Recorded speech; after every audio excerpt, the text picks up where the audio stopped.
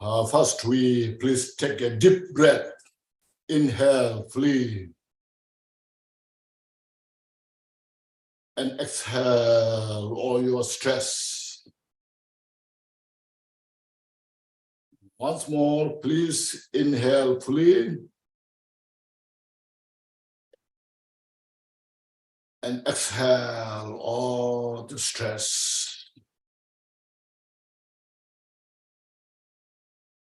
And inhale fully, breathing all the wisdom, compassion of the Buddha into you.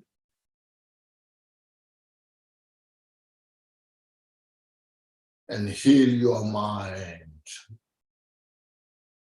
And exhale. Okay, thank you.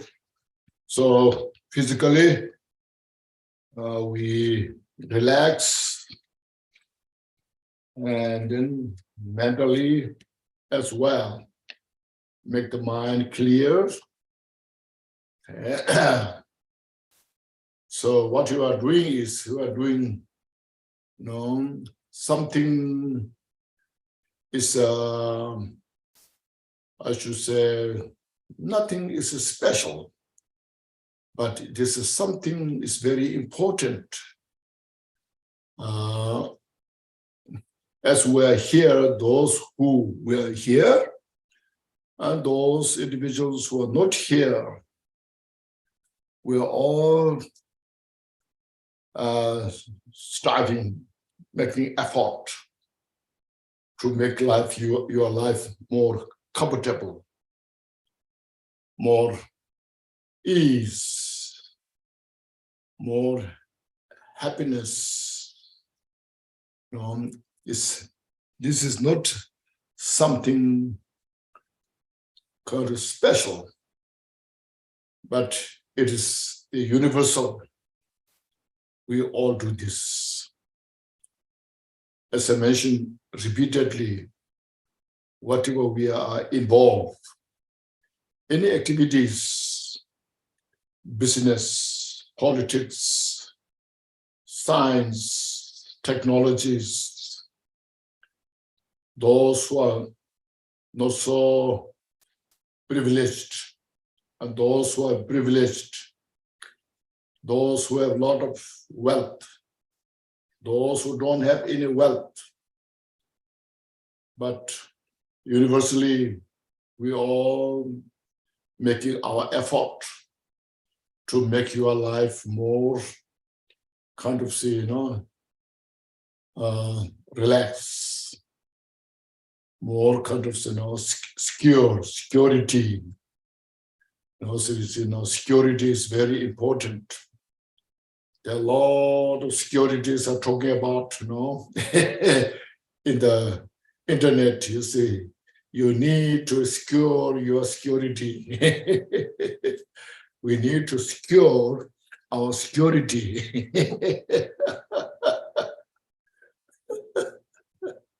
It's strange, isn't it? But that's how it goes,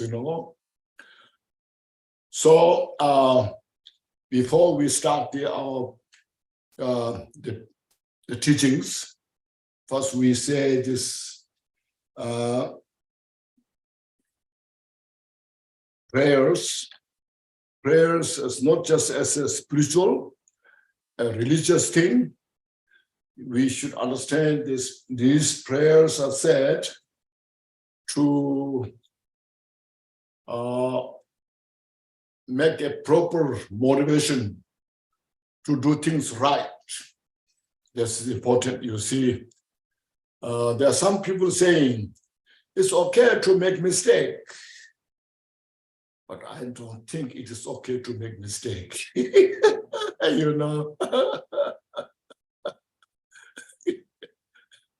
I saw in the internet, there's a monk who say it's okay to make a mistake. But I disagree with that. It's not okay to make a mistake because you suffer. That's why it's not okay. From the mistake itself point, you may say it's okay to make mistake. But what's the consequence of the making mistake? It's a universal, it's a reality. So it's not okay to make mistake, but it's very important to acknowledge your mistake. It's very important to identify your mistake. And then because of that, there is called remorse. Oh, I made mistake. It was not good. I should correct. I should purify. See, the mistake is made due to delusion. It can be corrected. It can be purified because it's not permanent. No, it's transitory nature. If we don't identify it, if we don't acknowledge it, sometimes out of our ego, mistake we make, we hide. We keep them, we protect them. Then there comes the suffering. You see, that we don't want, we don't need that. That's why acknowledge the mistake and identify the mistake. And then most important is not to repeat that again, not to repeat. And then also learn from that. We learn from the mistake and then go forward, progress step by step. As I mentioned many times, we don't expect everything will be perfect right at the beginning because we have the confusion, we have the ignorance, we have stupidities, which is called adventitious obscurations. So these need to be understood. That's why we're studying practicing Dharma. As I mentioned many times, we're studying practicing Dharma not as something religious training, religious belief. But here, what we're studying, practicing is what are the cause of the suffering in the world, what we're facing. Now you can see there's so much disasters from the flood, from the fire, from the earthquake. You see, you can name it. Storms, tornadoes, all this. They manifest without cause. They manifest out of cause, precise cause. But we need to have such a special wisdom, especially those individuals who have the responsibilities, how to take care of those, you see. If they believe that as this is a religious belief, then I think it's a mistake. There's another confusion.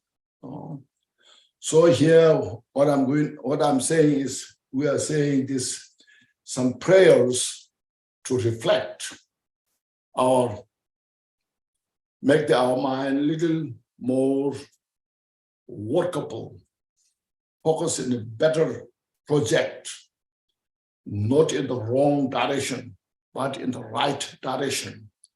A cause for peace and happiness, cause for better for one's own life and to others. See, so these are the important point. This is a universal. It's not something some countries believe or some religious belief, or it is something a culture. If you see that way, it's a mistake. It's confusion. It's confused. So first you see, when we say I take refuge in the Buddha Dhamma Sangha, means, as I mentioned, Buddha. So there are different people have a different perception about Buddha. Okay, some there's a religious leader, a founder of Buddhism. They say, a religious leader,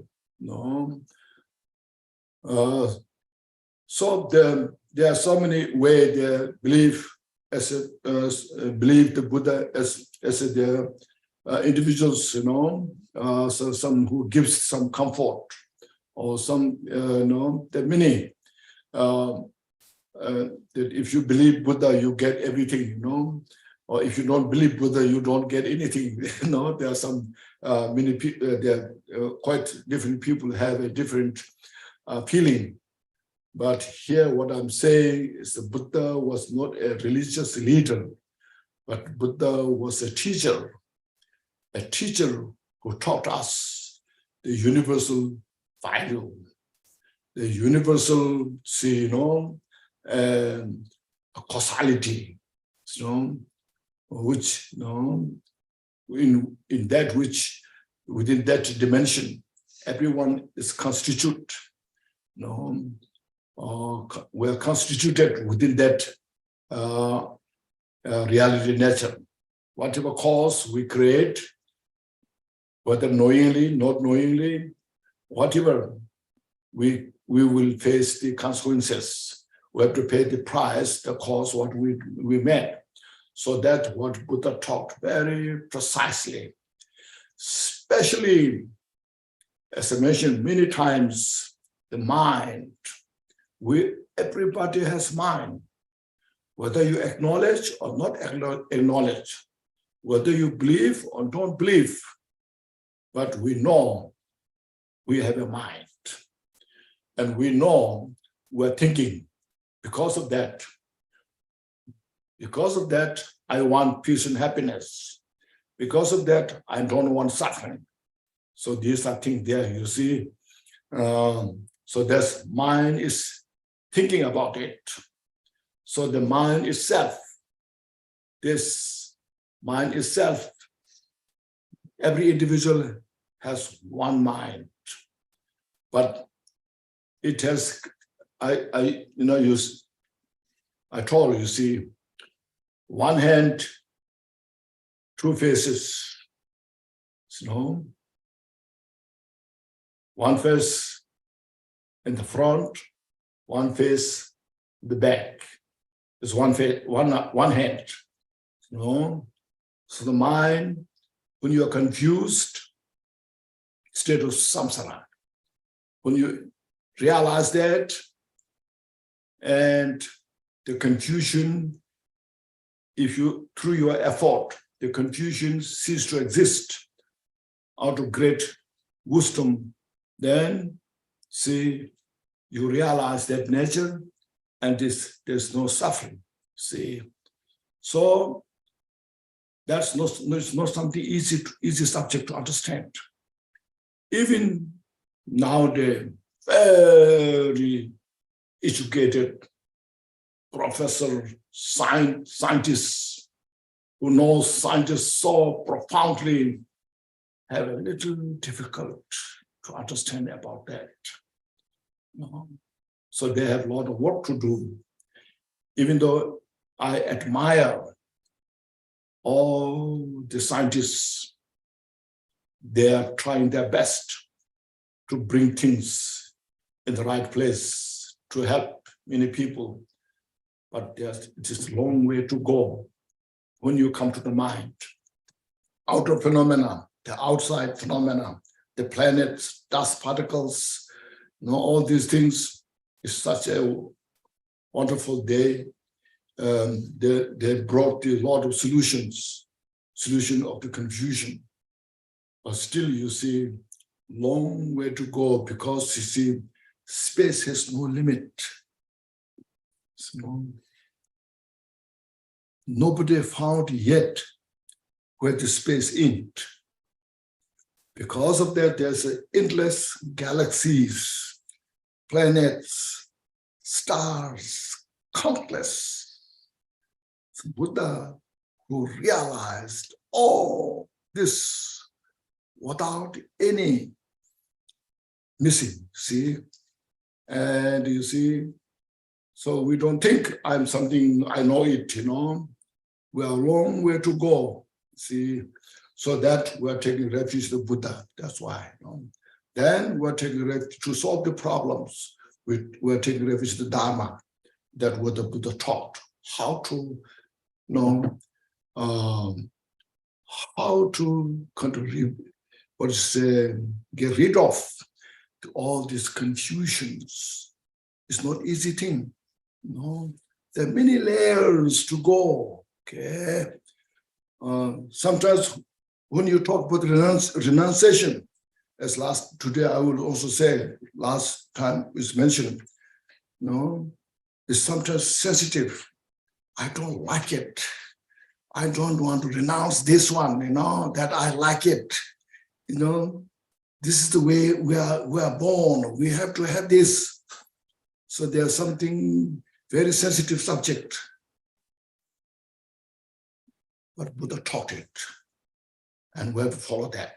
It's painful because our ego. It's painful our attachment. To release our ego, to release our attachment is very tough.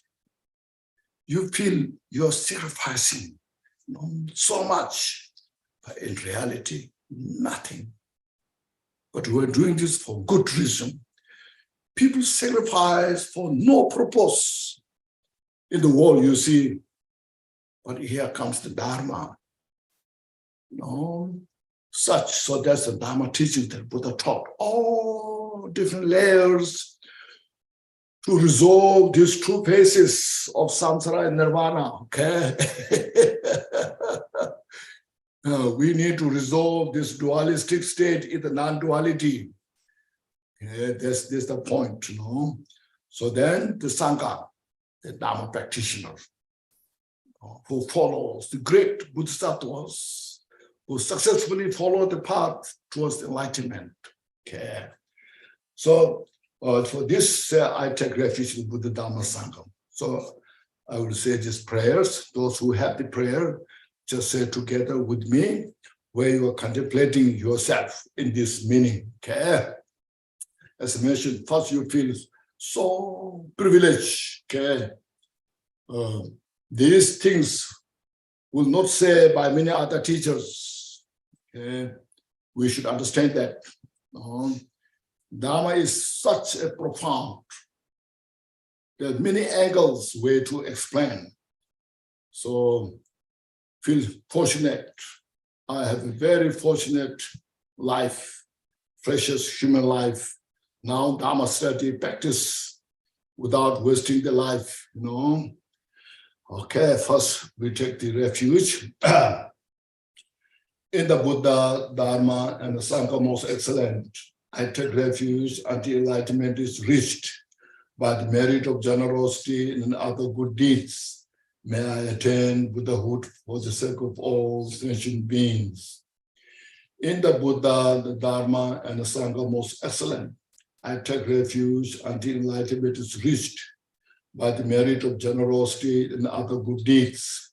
May I attain Buddhahood for the sake of all sentient beings. Once more, in the Buddha, Dharma, and the Sangha most excellent, I take refuge until enlightenment is reached by the merit of generosity and other good deeds. May I attain Buddhahood for the sake of all sentient beings.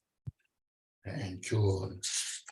Now next we'll say the 4 immeasurable prayers that also you see, may all sentient beings have peace or happiness and causes of happiness, you see. May they free from suffering and causes of suffering. So this is a mission, It's a universal. See, this is not a religious belief, training, but we are training in a way to resolve our cause of suffering, to reveal our that Buddha nature we have. See, the enlightenment seed is within us. That's why, as I mentioned, the mind is most important. The peace and happiness doesn't come from outside. It comes from within. Okay? It's very important. You see, that we have to create ourselves. We have to we have to look for the cause, how to do that. That's, you see, as mentioned, our pernicious confusion. So kind of strong. Our aptitude of the wisdom is very weak. Our aptitude of the wisdom and habit for that is very weak. So to purify that, we need to study, practice, and follow. Get used to it. Okay, so that's why we say this prayer, not just for ourselves, for all sentient beings. Means actually it's for ourselves, Okay, but mind is so infinite, vast, like a space, as I mentioned. Buddha who actualized that one. So we need all sentient beings' support for that, for our support. Sometimes we may think, I cannot do this for all sentient beings. How I can do it? We may have that kind of feeling. But without sentient beings' support, we have no any other option. Because sentient beings are limitless, countless, and cultivate that mind for all sentient beings. And then that kind of motivation, that kind of inspiration develops step by step, slowly, slowly, slowly. As I mentioned, the Buddha, our historical Buddha Shakyamuni, he took, for him to achieve Buddhahood, took 3 limitless eons or kalpa. But then if you are tired, I can't wait that long, then you have an example of Milarepa, who attained Buddhahood in single lifetime. So it depends your nerve, how strong your nerve, how much your how strong your aptitude is. Okay, reflect on this. See, so this we're saying this prayer. So I will say this prayer. Those who have the text, please say together, contemplate, meditate on this, and feel so grateful, joyful. Oh, it's not only me, everyone, we are in the same road, but some are more privileged than others. Yeah.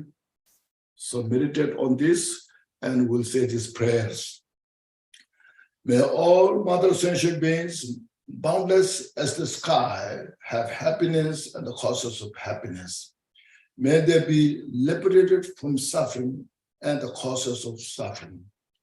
May they never be separated from the happiness that's free from sorrow. May they rest in equanimity, free from attachment and aversion. May all mother sentient beings, boundless the sky, have happiness and causes of happiness.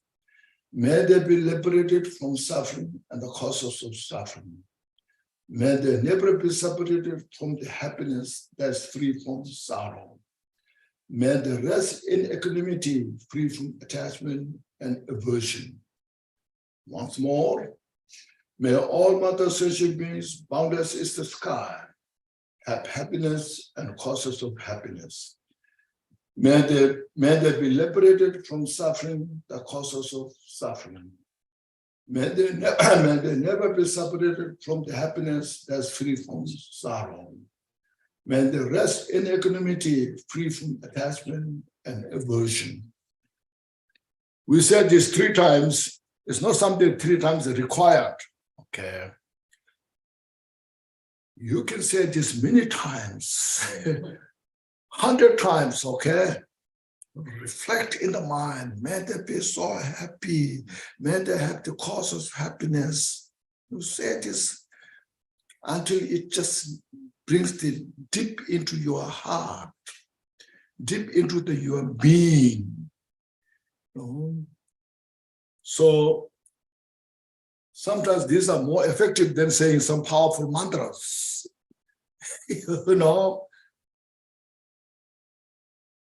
Okay, so thank you so much.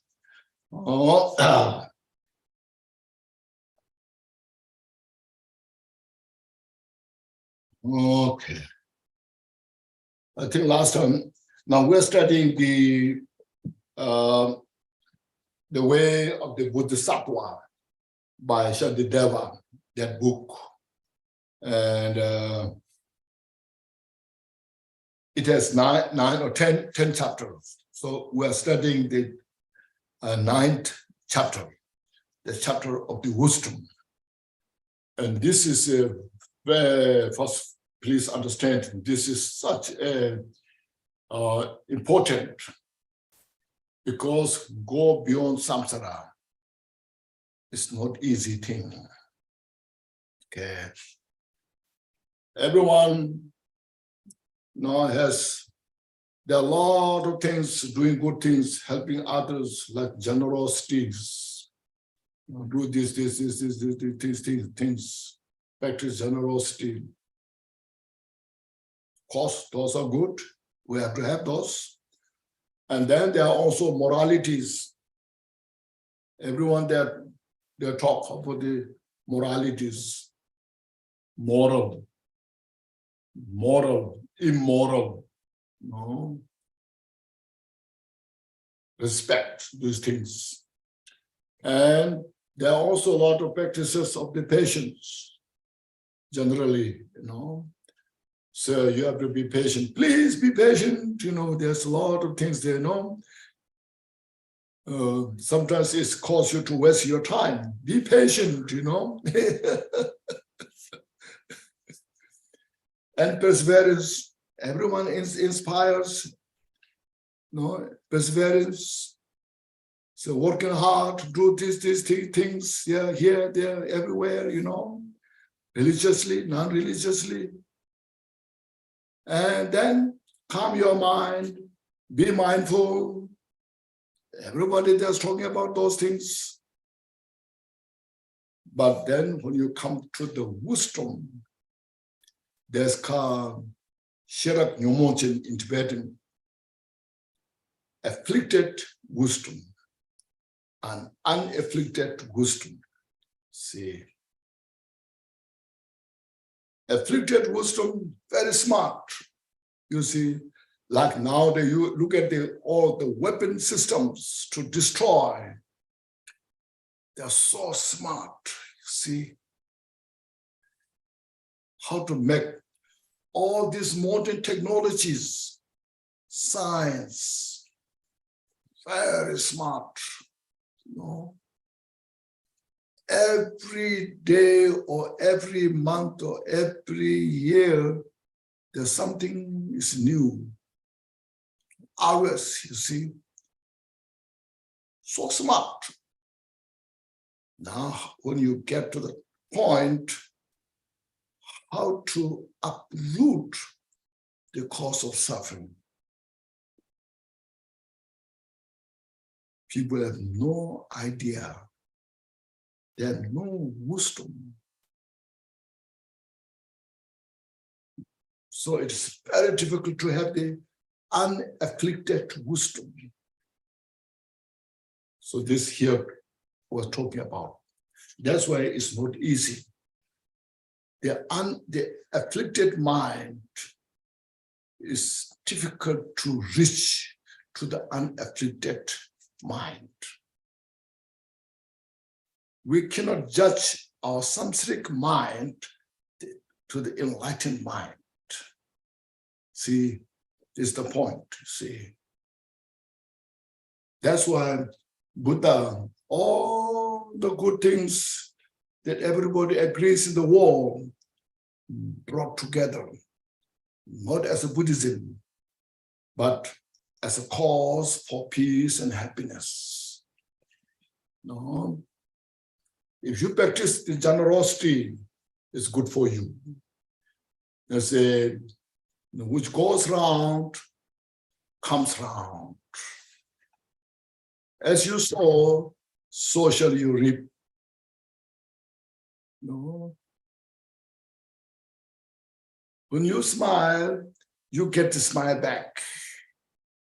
If you show the angry face, you get the angry face. So this all is reality, you know. So from that point of view, Buddha taught these all more details, how to practice those, how to enrich, how to make more profound. Then morality. The morality based on the causality. You see, morality not just based on the religious belief, but morality based on the causality is very important. So please understand that. Sometimes the morality is built based on your belief, your religious belief. That can be good, cannot be good. No, you're not sure. But morality based on the causality means avoid all the cause of suffering. Yeah. And comprehend, engage the morality on the base on the peace and happiness, the cause for peace and happiness. You see, that's morality that Buddha taught. Buddha didn't teach morality based on the religious belief. If that becomes the cause of suffering, then Buddha said, it's not right. No. So sometimes you find, Buddhist morality is so strict, so difficult, because our mental habit, our mental samsaric, the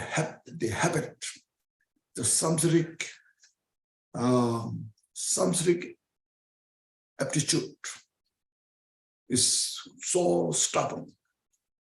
So as I mentioned, to break through that is sometimes not so easy. But when you study more, when you practice more, then it makes sense. You just think of yourself. Look at the outside in the world. As I mentioned, all those disasters that we are now facing, you see, they're all coming about without cause, randomly, but they're all cause based on the direct cause. We've created the cause. So we are going through such difficult time. Sometimes we religiously say, oh, you chant this mantra, it will help, You believe that this is this powerful deity, this will help you to solve the problem. I'm not saying these powerful deities have no ability, but karma is more direct, more precise. When you come to the point of the karma, the powerful deity cannot do so much. Even Buddha cannot do so much. A lot of stories I mentioned before. When sometimes there are some monks going through such a difficult time, and many monks are discouraged. Why this person, this monk is so successful in the practice, why he deserves all this problem? Buddha says it's karma. See? So at that time was the Buddha's ability. Buddha has all the ability, but cannot transcend the karma, cannot ignore the karma. Because it's universal, it's reality nature. If you touch the fire, it will burn. Fire is fire.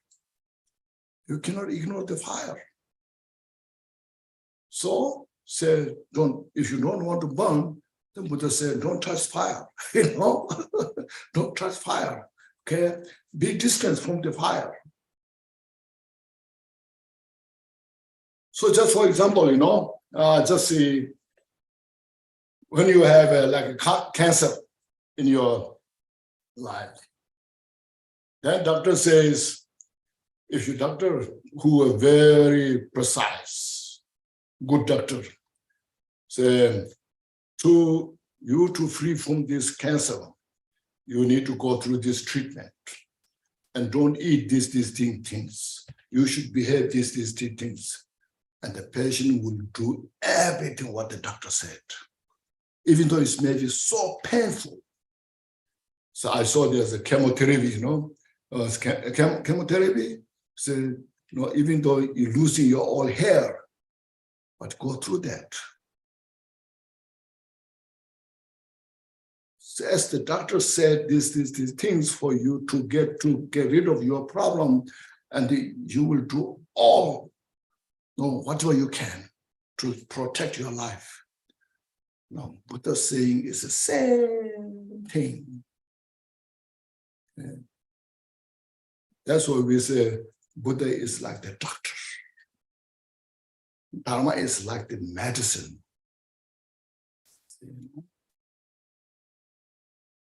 The example is that. So just to reinforce our understanding. So all Dharma practitioners that we study, we practice Dharma, we have such a big responsibility to share this wisdom as a universal, not as a Buddhist, as a religion. Buddhism as a religion. So that's why we need bodhicitta. Extend our mind to all sentient beings. We need to present the Buddha's message, not as a Buddhism, not as a religion, but require for everybody. Because nowadays, you see, it's the age of the technology. So we can do really very good service to everybody to share this. And then you see, so Buddha, you see, you can say the ancient wisdom for the 21st century, when we go through these all difficulties. Okay, so that's we have. I think we went through up to verse 6. So now they are coming more.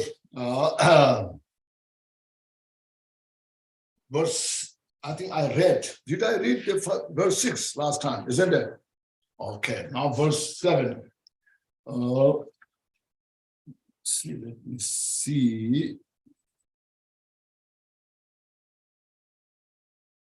Said, verse 7, but that he might instruct the worldly, our protector spoke of beings, spoke of things, see, but these in truth lack even momentariness.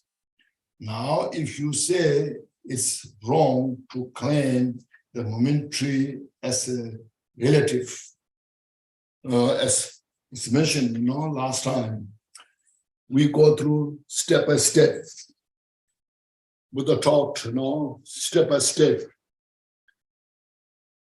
First, Buddha taught 4 noble truths, as you see. Since we don't desire suffering, but we don't know about the suffering.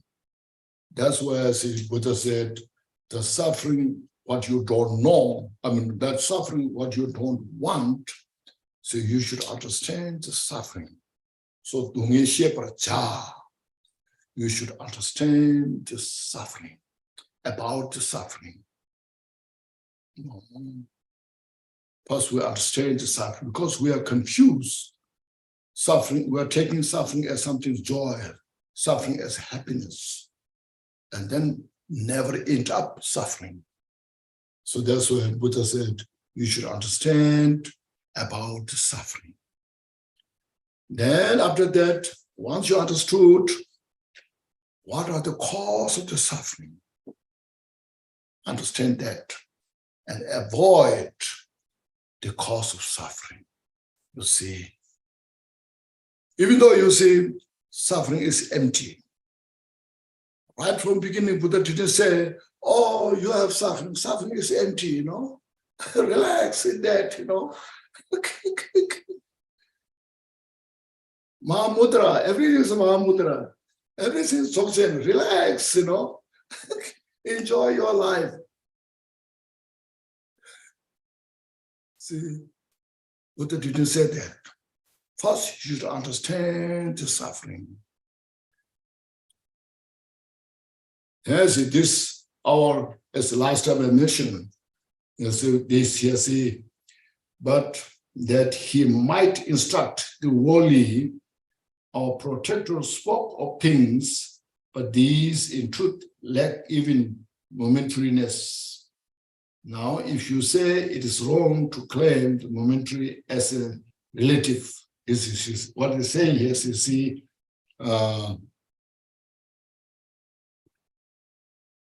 people to follow into the path, step by step.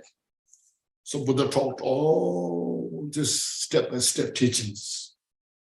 Lumbering is called, This body, what we have now, I perceive right now, for me, I perceive as real. I'm here, I'm permanent. And this is a place of joy, happiness. This is why I serve, And so this Buddha said, you have a wrong perception, It's not one thing.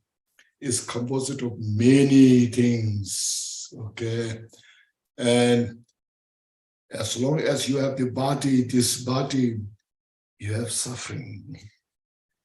You have suffering of aging. I'm getting old, My hair getting gray. My face become wrinkled. Lot of wrinkles everywhere. You should acknowledge that. Still don't be fussy about it, I heard there's some, a beautiful young lady, when they become old, then they cannot look at them for themselves. Heartbreaking. So you see, no choice. So, Nagarjuna said, when you have this 5 skandha, as long as you're grasping your skandha, this body, then there's an I, grasping of I am. Very obvious, Everyone, not just only Buddhists, everyone. There, from that I and grasping the I, there's an ignorance. Then there comes the attachment, aversion. Attachment, aversion. The 3 poisons: ignorance, attachment or desire, aversion or anger. Then from that, it's called mental afflictions and creates the cause, karma. So karma is not a cultural belief. It's not a culture. It's a cause. Whatever action, physically, mentally, we put the action, we create a cause. And that brings to suffering. So look at this. First of all, just look at ourselves. So I am here at one entity, one entity, real. I was there, when I was 1 year old. Now I'm 70 years old. I still, holding, grasping. So that we have to loosen that. No, your 1 year old is gone. No, it's no longer here. Okay. Your 1 year old, the child has no wrinkles. Your hair is no gray. Now you have gray hair, wrinkled face. Acknowledge that. Release your ego. Okay.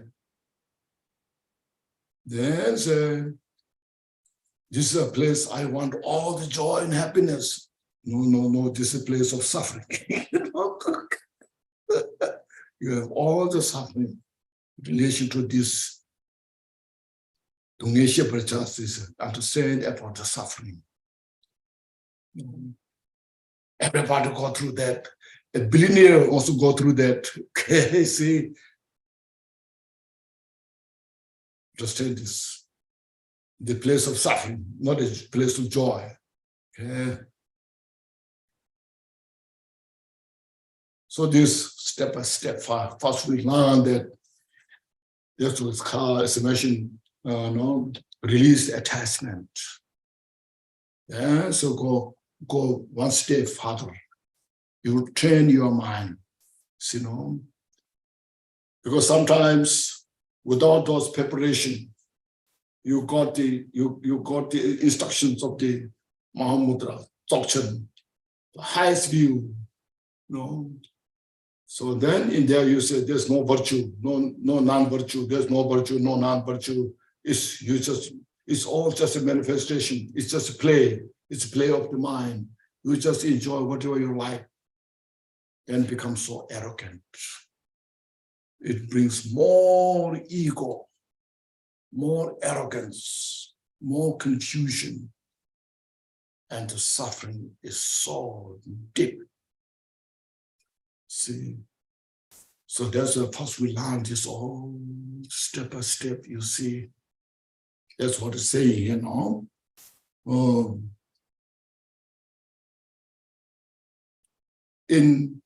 as it said,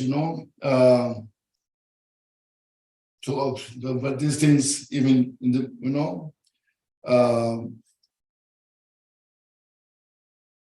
what the protector spoke is the protector is the Buddha. The Buddha taught all the things step by step. First, understand everything is impermanent. Impermanent is so powerful. It's very obvious. You see impermanence. Even from the intellectual point of view, but need to experience in the mind. Yes, it's impermanent. Yes, I know it. I feel it. Intellectually, like me here, I'm talking so wisely about the impermanence, but my experience in the impermanence is very little. So I have to acknowledge this. I cannot pretend I have the experience of the impermanence. I realize the impermanence. Yes, I have the intellectual of the impermanence, explaining about it. Once you have the experience of impermanence, then you will really see it. And then there's no space for ego to arise. There's no space to arrogance to manifest or to function. So that's how Buddha taught, step by step. It's not as something dogmatic state. Sometimes we say, this is how Vivajana, the Vivajana, they believe. This is how the Sautantrika believe. Rather, these all steps we to follow. So, see, then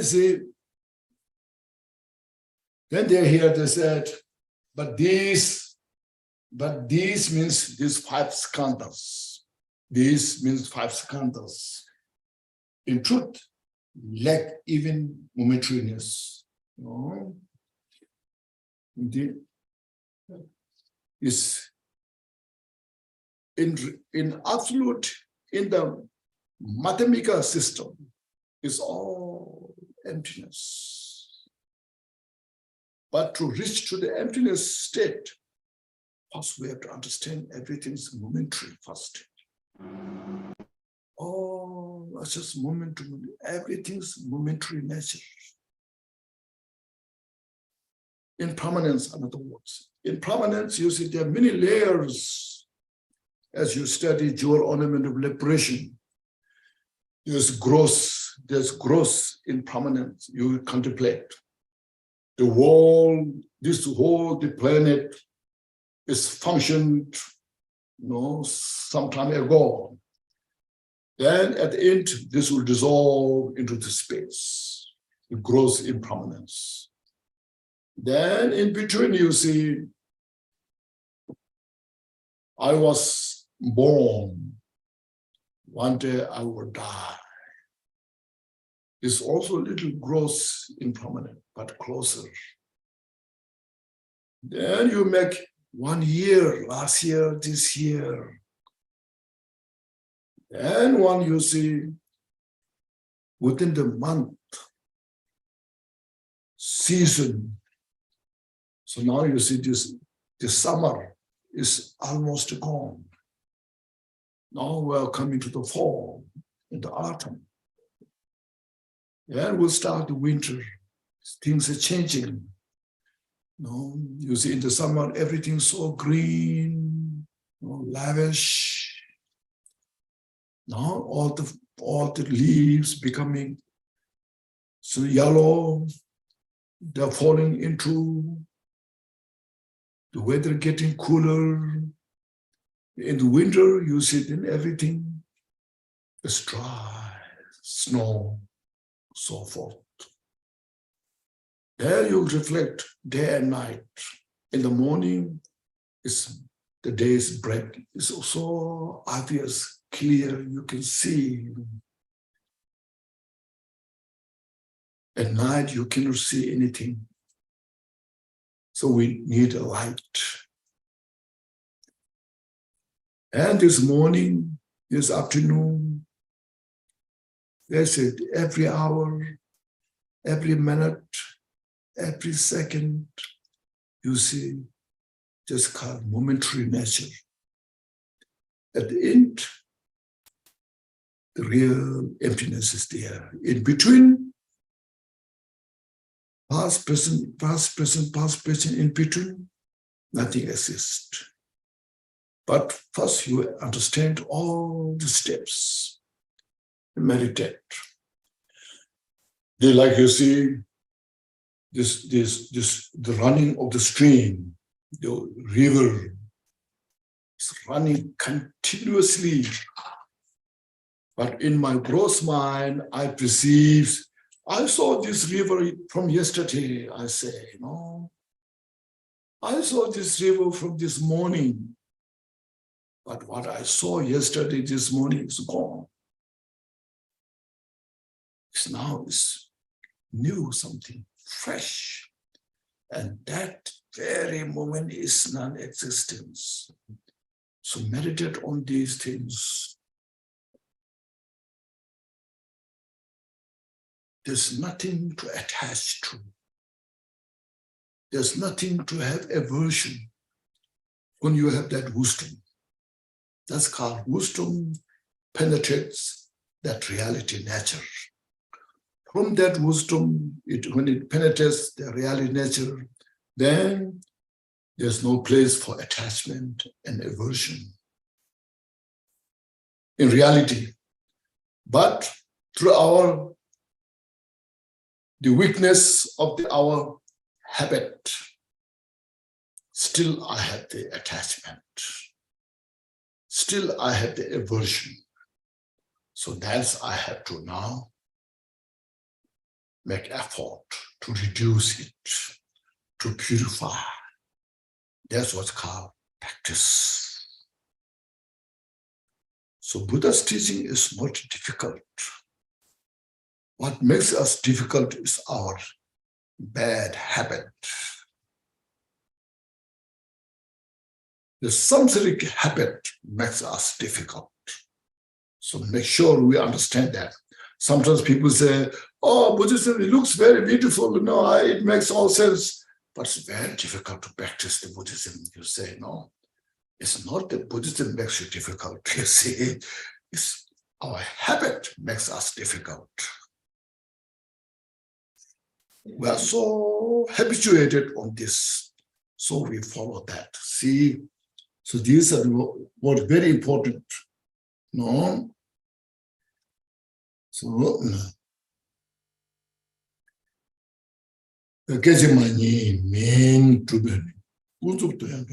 so then if they are arguing with those practitioners who are habituated on this, they're arguing with the Madhyamika.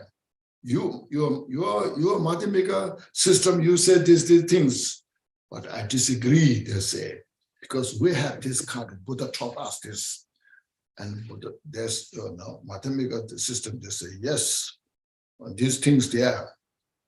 You think it's contradictory, it's not really contradictory. You have to follow step by step. You should release your grasping, your attachment. No. You just follow the practice. Say, no. So now if you say it is wrong to claim the momentary as relatives, no, momentary, when you don't realize about the momentary, no, then you say everything is momentary. It's from that gross impermanence, the very subtle impermanence is ultimate. But still, in reality, that itself is also relative. So there's many steps of the relative, ultimate.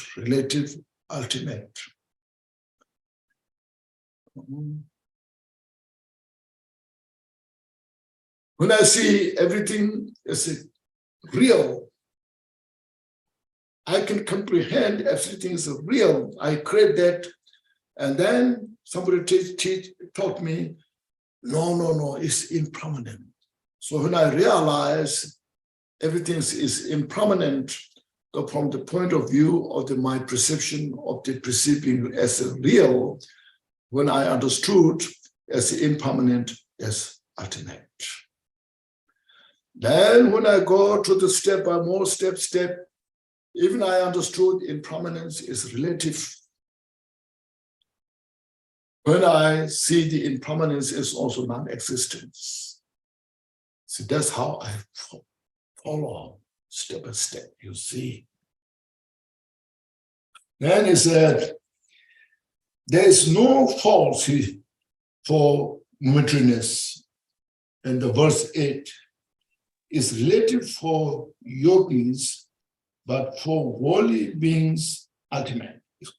You see, where it otherwise the common view could fall the yogic insight into corporal impurity. You see, so this here thing,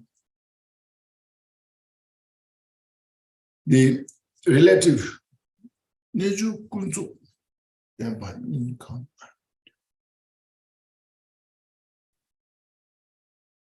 Say, the yogi says, it is no fault for momentariness. When you realize that everything is momentariness, it's not a fault, it's right.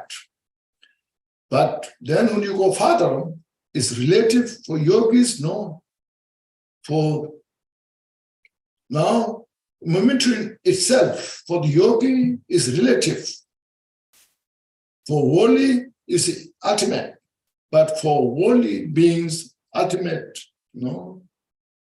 Everything's momentary, changing everything is ultimate. But for the yogi practitioner, who practicing the everything says impermanent, is still relative.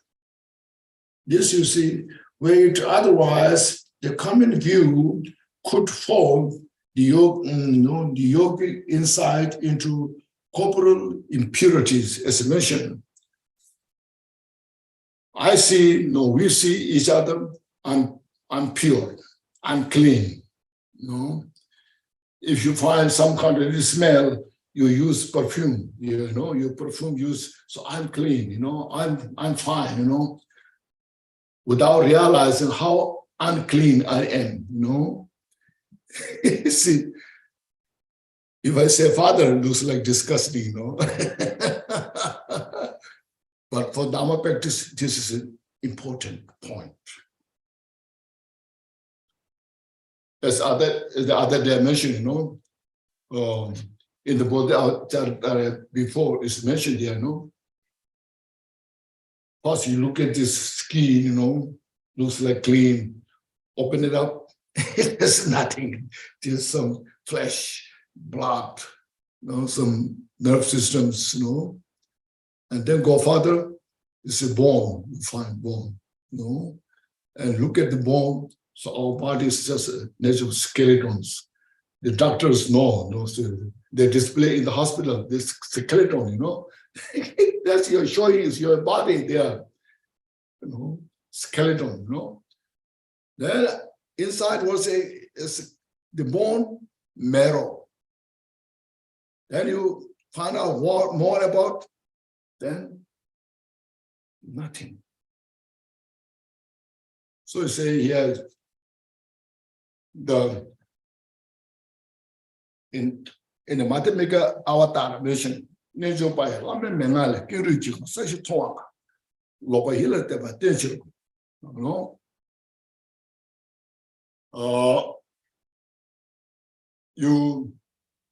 see yourself as a skeleton.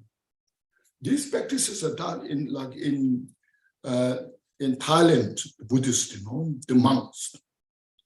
They put a heap of skeleton in front of them, and they meditate for about a week. Whole our body is nothing but a skeleton. There's nothing to attach to. So meditating, so good. In the samsara, they don't like that. They say, oh, that's a disgusting, don't think about it, Say, but in our mind, it will really bring peace. Because our desire, our attachment, perniciously rooted, difficult to get rid of it, and we suffer so much from this. In the world, everywhere, as long as we're the samsara, people sacrifice their life for the attachment. So much suffering is there. So they say, the yogi who practice this, everything is a skeleton.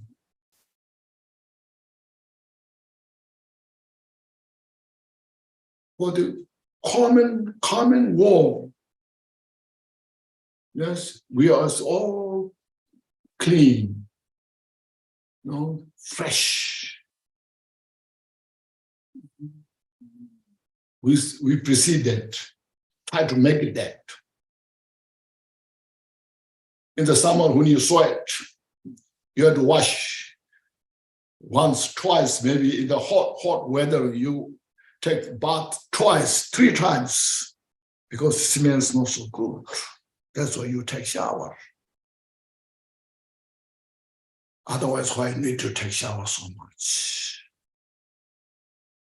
So you see, here, you see, common view, you see, could for this, where is otherwise the common view is clean. Could fall the yogis insight into corporal impurities. The yogi will see impurity nature. There's nothing to attach to. Release the attachment in the mind. Purify that. Once you reduce the degree of that attachment, and you see that real peace is coming from within, step by step, so that Buddha taught so compassionately out of from his wisdom.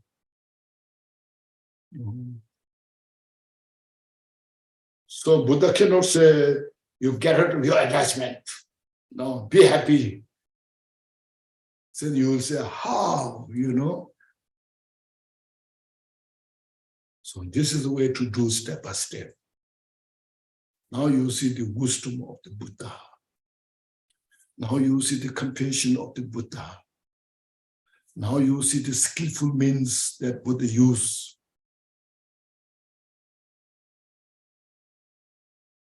That's why we take refuge in the Buddha. And method that taught Buddha is the Dharma teachings. How precious it is.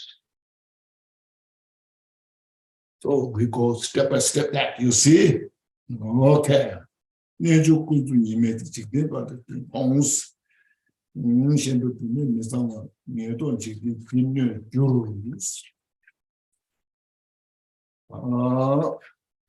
So this way, now everything what you see is illusory nature.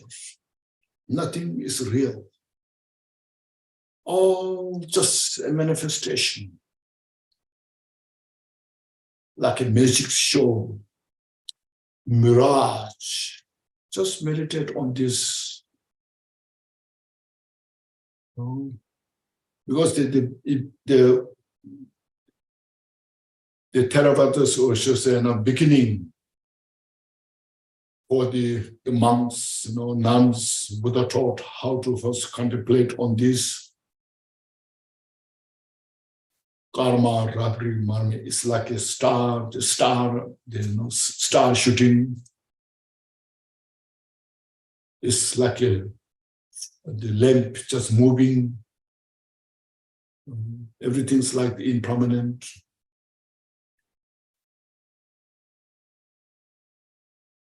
Then they argue, see, because they see this is real. This, this 5 skandha is real. They say,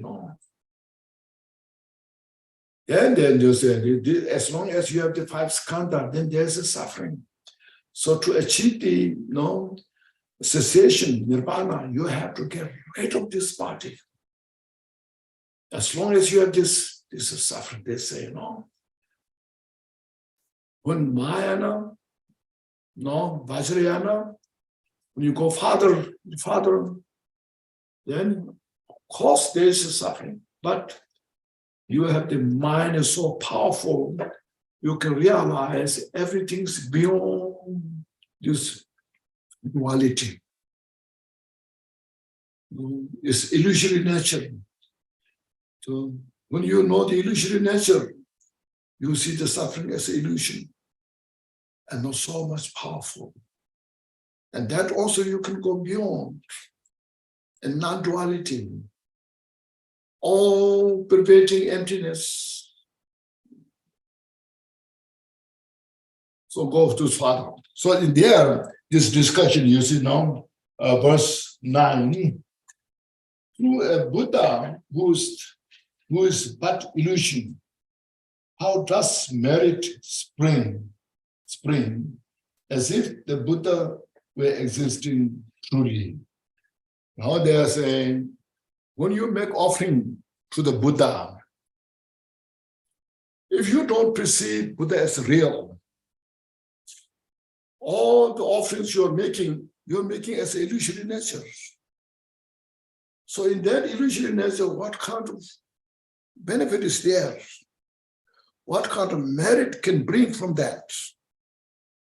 So then here, the Madhyamika, they say, see, as if the Buddha were existing truly.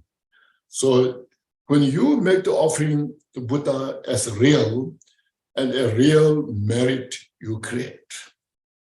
And I make the offerings Buddha as the illusory nature state, and offering as also illusory nature. And from that, I accumulate illusory merit. So you are perceiving Buddha as real and offering things as a real and the merit as a real.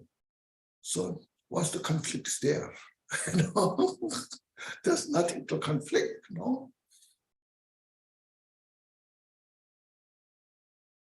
When I perceive Buddha as illusory nature and make offering as an illusory, I respect to Buddha and make offering as an illusory nature, and I create a merit as an illusory nature. So there's nothing to argue, Yeah. So, but you have to progress. You have to see everything as illusory nature, including the Buddha. Otherwise, you have a duality. You see these things as illusory nature, and Buddha is real, Then you have a conflict. You have to realize everything as illusory nature, including the Buddha. Then what does is it purifies your mind, purifies the grasping, the fixation. If you perceive as something's real, then you have a fixation on that, grasping, and that brings the suffering. It creates the cause of suffering.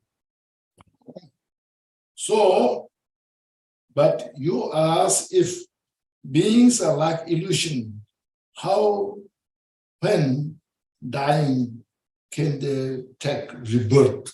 Now here said, so in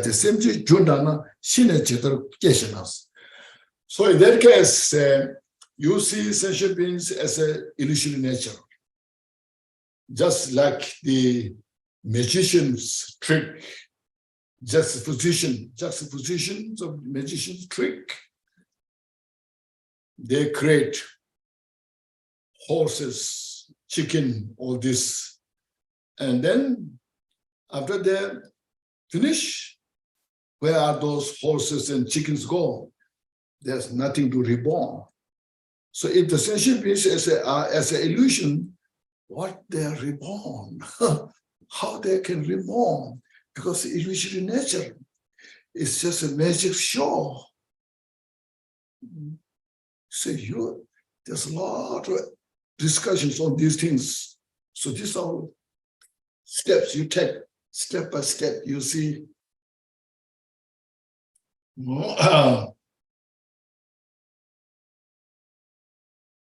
So how, when dying, can they take rebirths? Now next, see, now he has said, as long as the conditions are assembled, illusions likewise all persist and manifest. You see, now they're saying, the magic show, as long as the cause and the conditions exist, not only not only sentient beings, but also the magic show will also continue.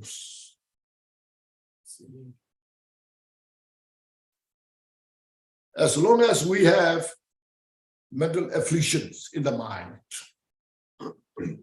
as a cause, as long as we have this condition of the karma which created from the mental afflictions, then rebirth just continues. So rebirth is illusory nature. That illusory nature is manifested from the causes and conditions of mental afflictions and the karma cause. So here's saying, if we don't want to reborn, no, we have to take care of the mental afflictions and the karma cause. There's some people now when you have discussions, oh, I don't want to reborn again in samsara. No, I decided not to reborn. So then we have to say, okay, yes, that's a very good idea, but ask how, Not to reborn is not that easy. As long as you have the mental afflictions, and from that creating the karma cause, without choice, you will reborn.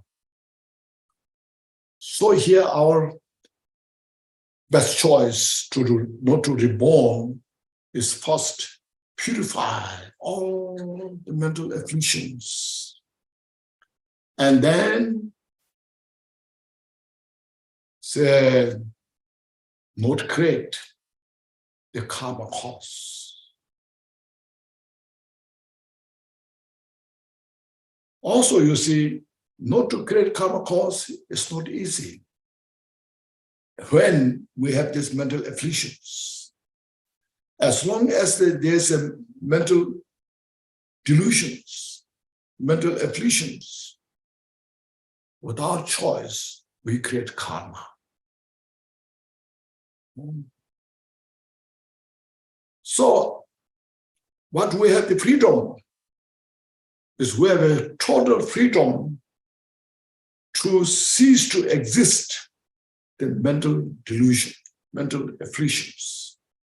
When the mental afflictions are taken care of, purified, then there's no ability to create the karma. When there's no karma created, then rebirth will be ceased to exist.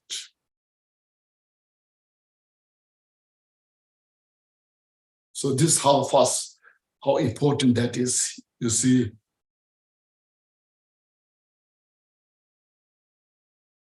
So precious these teachings, you see.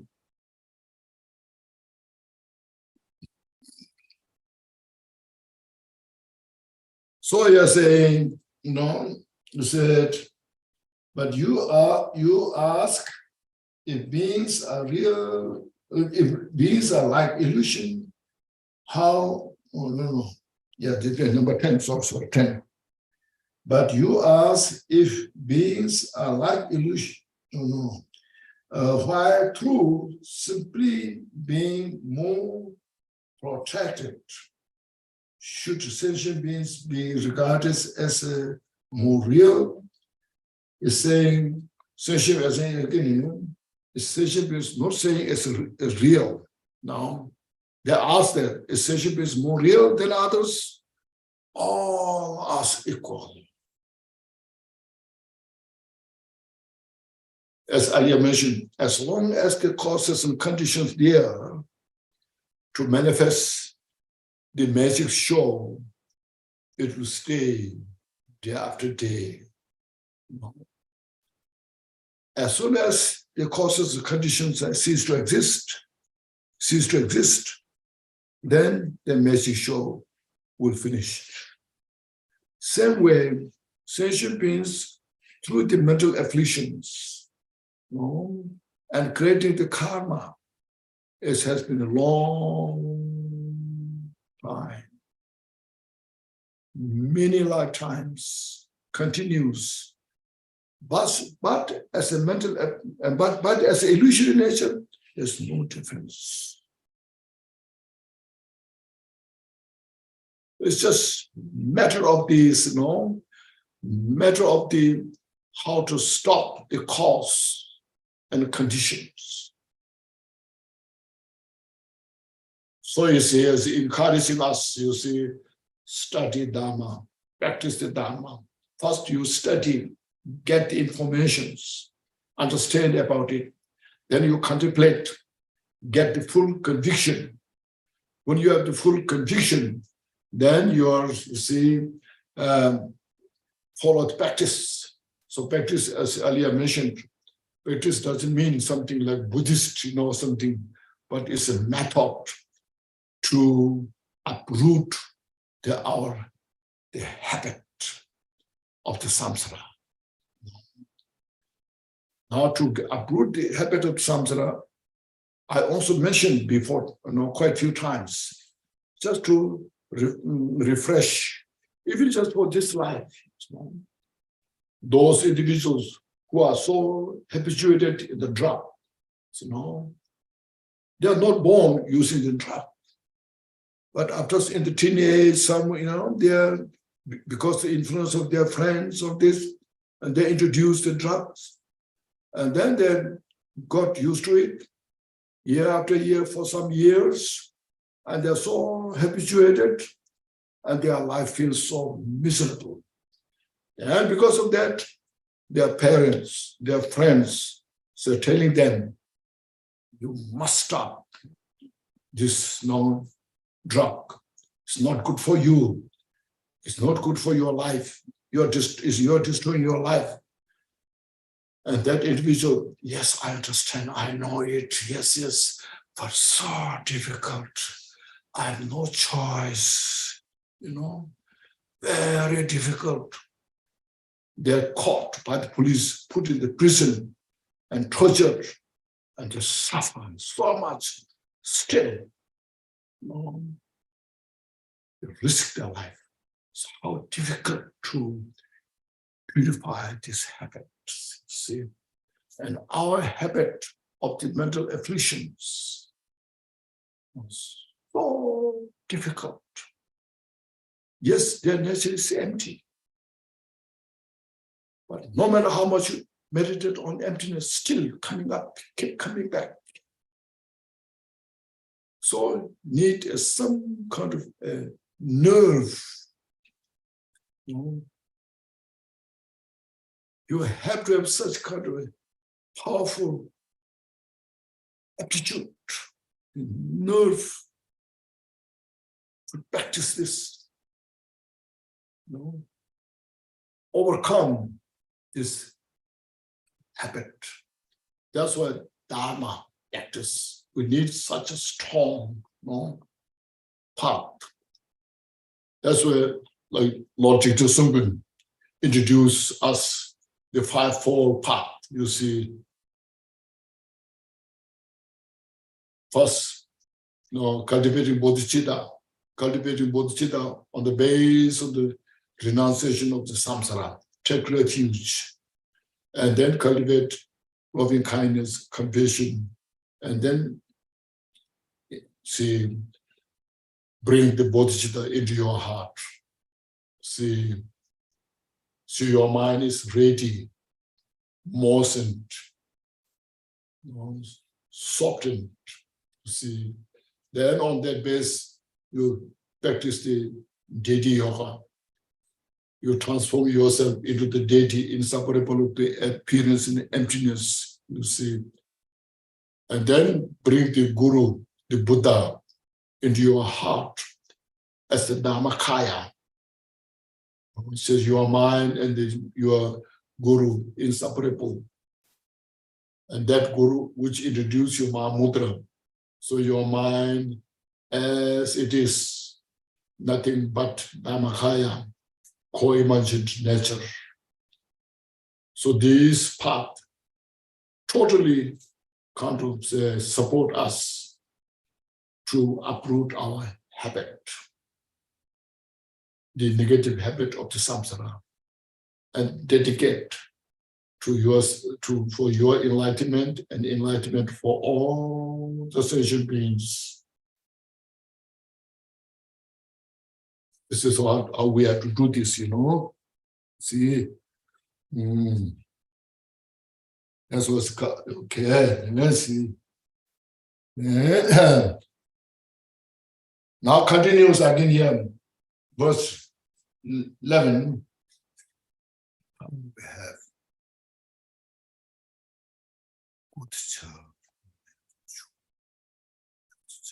okay. Verse 11.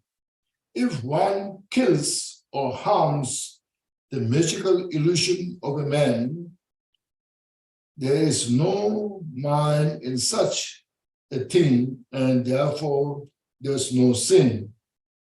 But beings do indeed have mirage-like mind, sin and merit will in consequence arise. So say, if one kills or harms a magical illusion of a man, there's no mind in such a thing, and therefore there's no sins. Now here, the magician, through the magician trick, manifests like a person, a child, being there. And if you kill that, the magic trick person, through the magic trick person, if you kill that, but if you kill with your negative thought, so that negative thought, what you have cultivated, will bring the consequences. But the real killing of that individual, since it's a magician's being, since there's no mind, there's no sin, there's no negative karma in that by killing. No. But if you kill the real human being, who is like the magic, it's a magic show. But since there's a magic-like mind, since the illusory mind is there, that person go through such a great suffering, illusory suffering there. So you create karma, creating sin. So these are the Theravada system arguing, if everything is illusory nature, people as you see as illusory nature. So as you like, the illusory nature of horse, illusory nature of this in animals, if you kill, will not bring any negative karma because it's illusory nature. So the Madhyamika system says there's a difference. If you kill the magician's trick, created the illusory person has no mind. So since there's no mind like illusory nature, there's no sin for that, except the negative thought, what you have. From that, it may bring consequences. But the illusory real, we should say real illusory person who has the illusory mind, if you kill that person, the illusory human being which has the illusory mind, if you kill, that will bring negative karma because it has the illusory mind. So differences you see. Okay. Oh, see, I said, Gyumekibu se sola semechina dibame. Gyumesim debana solam tana dibajum. Because that individual, the man, the individual who has the illusory mind, if you make offerings, if you help him, it will bring good benefit. You create good karma. If you kill or harm that person, it will bring negative consequences. You create negative karma. So you should understand these kind of distinctions. Very important to have this very clear, precise understanding. Okay. So everything's illusory nature, but everything's not same. There's many different layers, because everything has their causes and conditions. So all the causes is not one. All the conditions are not one. Every individual manifestation has their causes and conditions. So meditate on this, reflect. So we should realize all the afflictions. Now here, we should understand. All the afflictions also we should see as an illusory nature. Okay, we should not see as a concrete.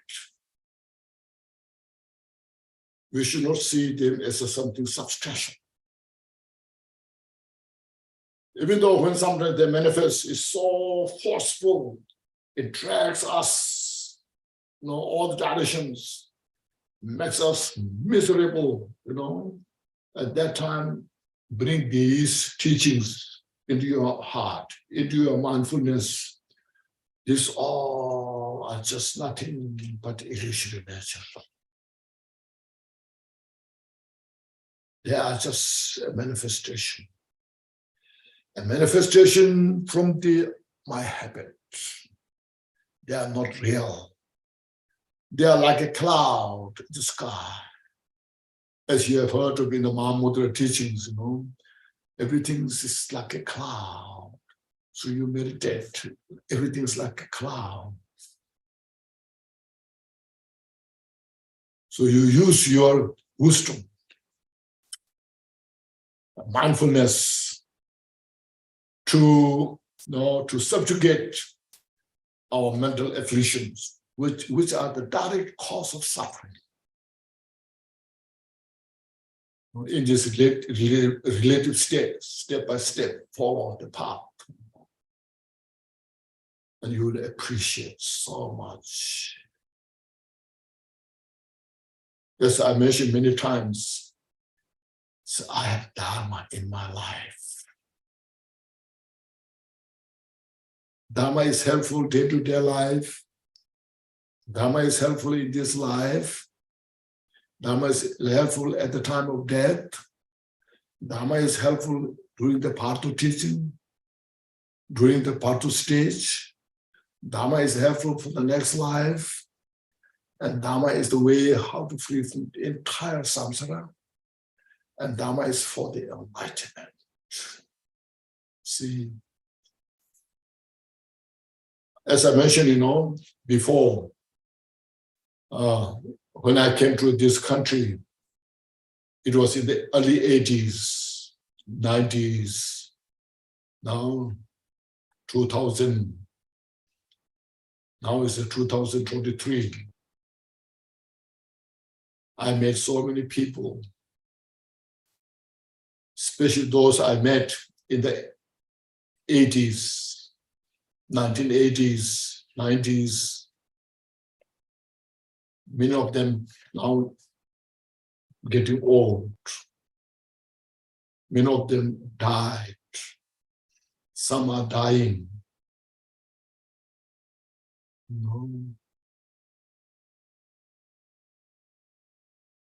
See the impermanence.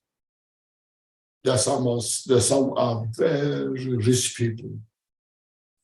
Some are not so rich. But at the time of death, same thing, rich or poor. but Dharma practice. Those who have been practicing Dharma, they die at least no regret. If the great practitioners, they will die joyfully, happily. No. But at least we should die without regret. So I studied, I practiced as much as I possible. I try to reduce all my mental affliction as much as possible. I haven't made such a great non-virtuous action.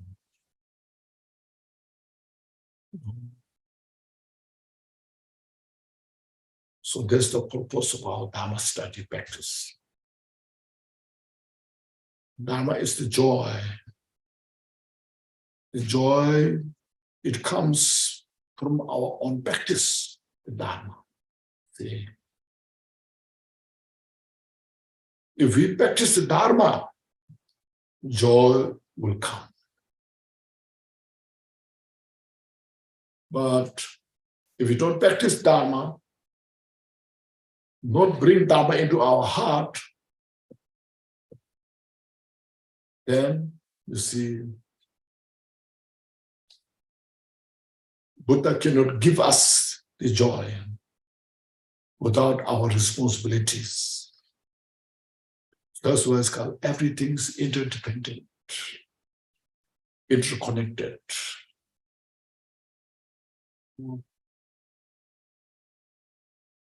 If one is, it will come later, no? It will come later. Yeah, maybe I just leave there, okay? So all the because of they have the illusory mind, whatever we connect to that individual with the positive or negative, the illusory virtue and illusory non-virtue will come, will manifest. Okay. Then, see, there's no power in things like spell. So mirage like mind do not occur through them. Illusion springs from various causes. Thus, illusions are of different kinds. See? Now here the question comes, can we make the mind?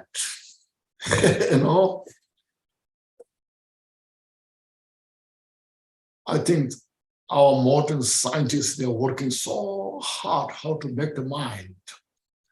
Now they are coming idea of the artificial intelligence, isn't it? They made a lot of robot, isn't it? There's so much robots, and everywhere there's robot and all this. And they try to put mind inside that robot, working so hard. Up until now, it's not successful. In the future, maybe possible, who knows? But we should understand, the mind is not a substance. I mean, it's not a matter. Not this substance matter. Mind is not an element.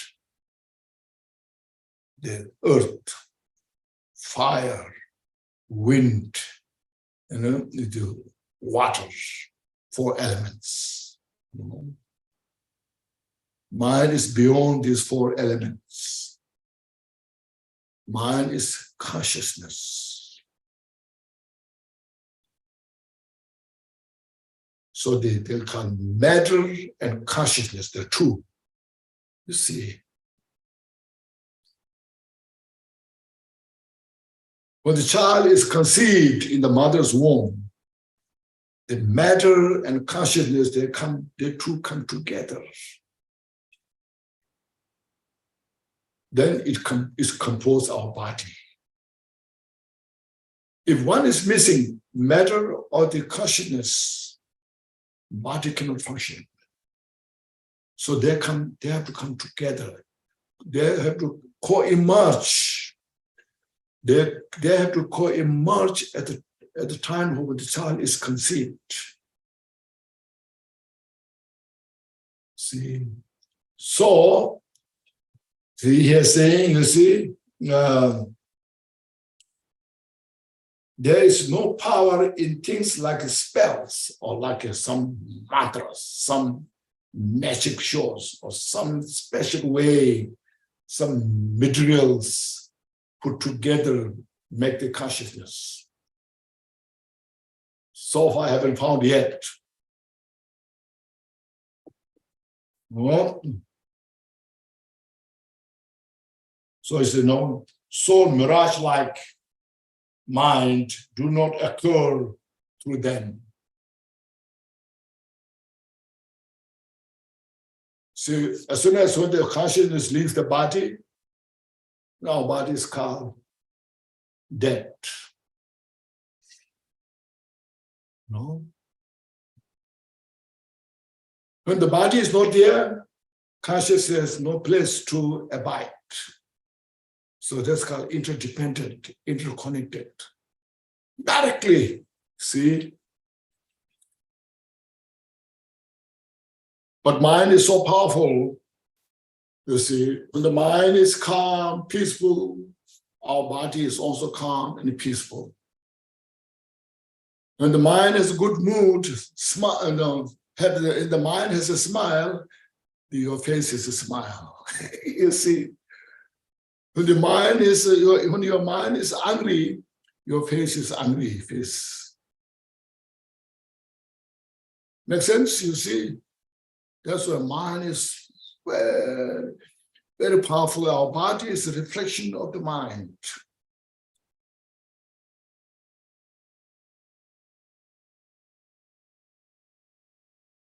So individually, everybody has our own choice how we want to make our body.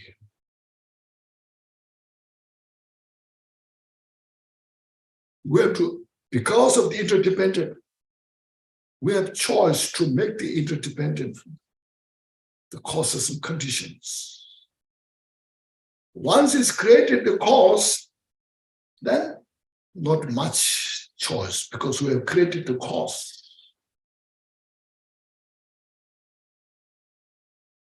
That's right from the beginning. Our motivation is so important when you practice Dharma.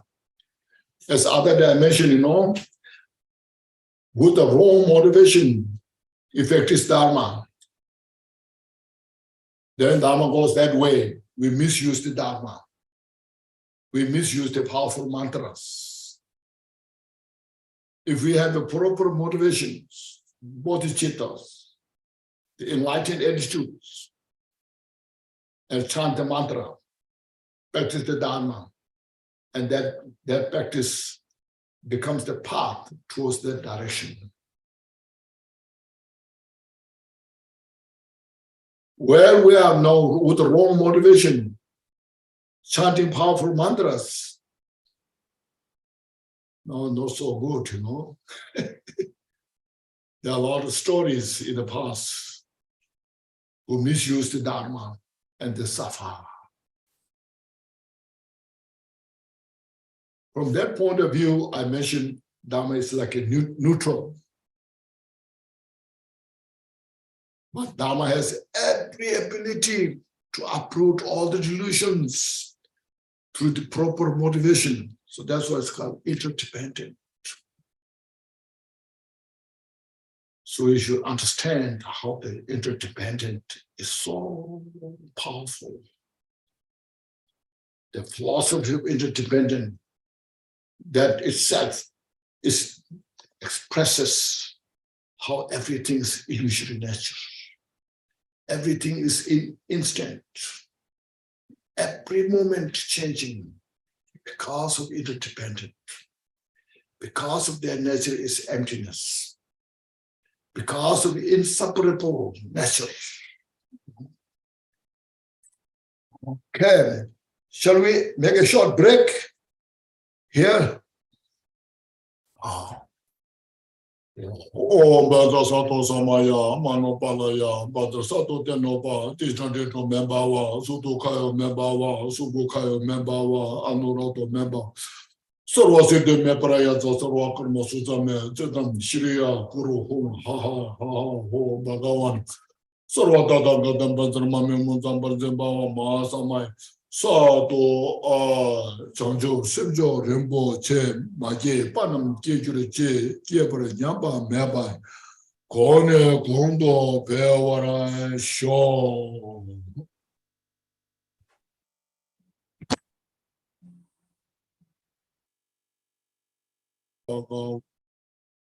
Badramami.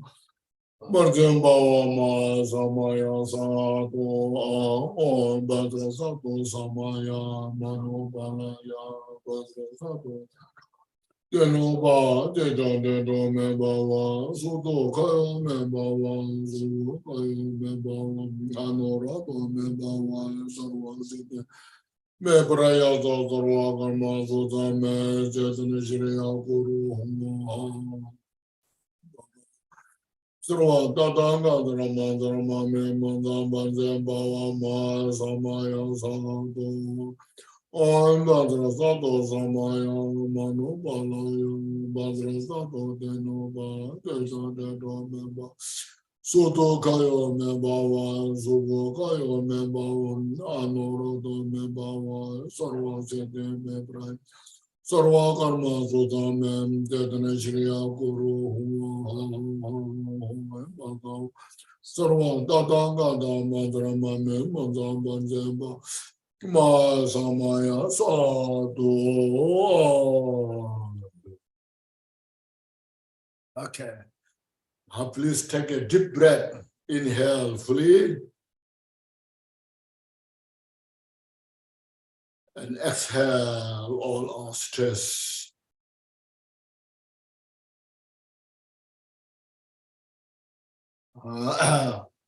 So it is always crucial to relax our mind. And so this all, yes, now we perceive something as a real thing, there's a substance. And then there, through this study practice, we can see things as just as manifestations, just a mental perception, as an illusory nature. And then slowly, that illusory nature is also more kind of fine, the fine illusory nature, just like a ripple, just like a mirage, And then slowly, when our mind is more powerful, then you can see everything as an emptiness nature. You see, so as I mentioned, the mind is the most powerful. See, at the end, everything dissolves into the mind. See, like in the Vajrayana, from the emptiness, then you create the palace, mandala, and within the mandala, you become the deity, the thoughtful, peaceful, whatever the deity is there, you become the deity. And then you chant the mantra, do all those practices, chakra, channels, so forth. And if one has a proper teacher, authentic teacher, can give the instructions without mistake, and the practitioners also without delusion practice that properly, and get all this benefit, manipulating all the mental afflictions, and then they're reduced into the dust. They have no any functions and dissolve into emptiness. And then after end of those practices, and then dissolve into the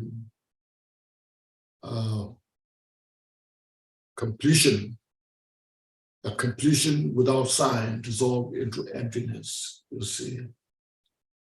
So it's the mind's creation, like our house. The house is first, the architect designed the shape of the house. And then they talk with the builders. And then the builder, they get the idea how to build, how to construct the house. And you got the house. After some time, because it's built, after sometimes it dissolves. You know? The mind goes, see. So temporarily, the mind create all these things. So our body is the construction of the mind, you see. So that's why it's called the mind wanders in the samsara. Because our mental afflictions, delusions created this body. And through that, then all this manifests into the body. The mind is a very distinctive mind, gross mind, more subtle mind, and very subtle mind. See,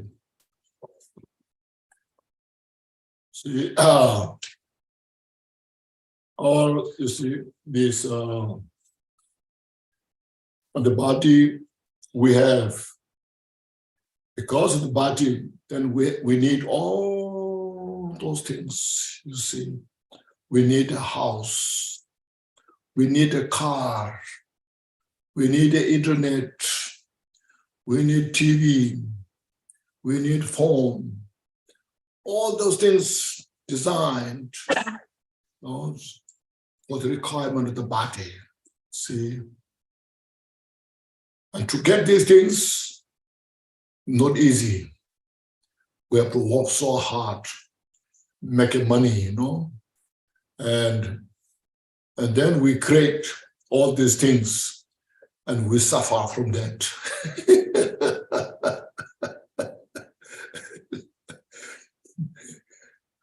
We create a house, and then the house leaks. The furnace, they're not working. We suffer from that. So you see, it's called the body wanders in the samsara. Then we create more karma from this. So it's on and on, life after life, this you see. It's just how you introduce, how you are introduced. Otherwise, it's just where it is, So this has such a great wisdom. The body wanders in the samsara. Some people think, no, it's the mind wanders in samsara. Of course, without mind, there's no body to wander, But actually, all the sufferings comes from the body aging. See, when you age, you cannot see clearly, you cannot hear clearly, You don't cope with your body, your stumbles, walking, this all. And then you get sick, and all the expenses, you say, now when I hear some informations, when some individuals, those who are sick, it looks so difficult to hear, what to do, And even in such rich country, there are some people are suffering so much, So really. Then aging, sickness, then finally you die. leave everything behind, So without the Dharma, there's nothing, you see.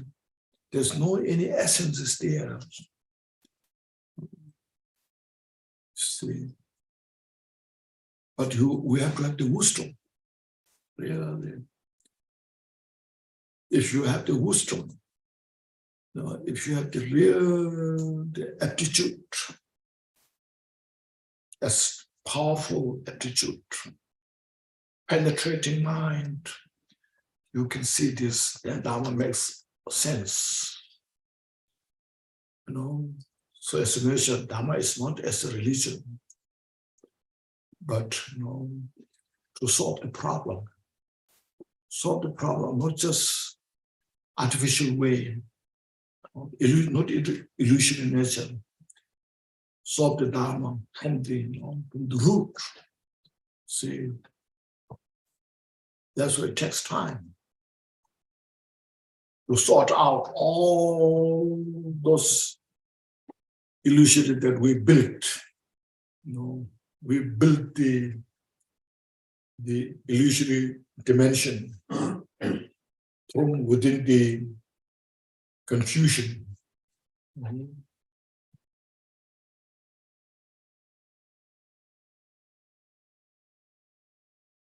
So huge.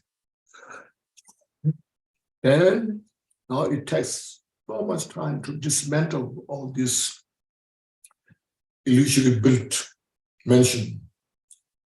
We need to sort out all this step by step. So it takes time, energy, it takes the nerve. We need such a great nerve to wisdom, mental power, courage. We need an indefatigable cause,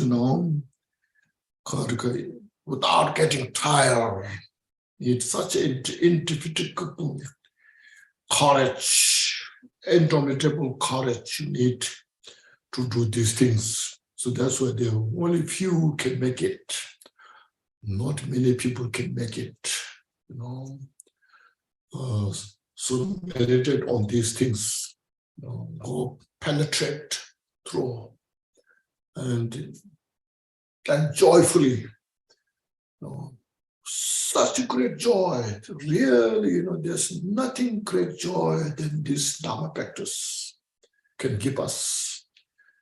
At the end, give us the fearlessness, because all our society is built on the fear.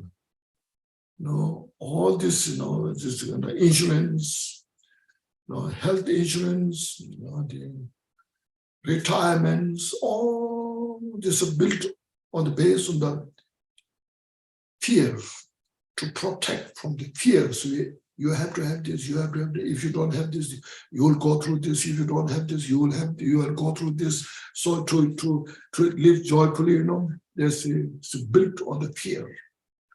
On the other hand, Dharma is way to free from the fear. In the Heart Sutra mentioned, you see, no suffering, no cause of suffering, no cessation, no causation, no wisdom, and Bodhisattvas through this study practice will achieve fearless, nothing to fear. See, when you realize everything is illusory nature, you will achieve that much fearlessness. When you realize the emptiness of everything, you achieve the total fearlessness. And now you should understand that we're not making empty. If we think we're making empty, then also another fear will come. But we have to understand how everything functions within in the emptiness, not beyond in the emptiness. Everything built within in the emptiness. And realize, everything is inseparable of the emptiness. But by realizing as everything's emptiness and inseparable of the emptiness, then you have such a fine wisdom such a great wisdom. You see all the precise, everything, how samsara and nirvana functions within that state. That's the wisdom. And you see from the emptiness, everything manifests. So that's why, okay, that's good now. I don't go too far. Okay, so we have done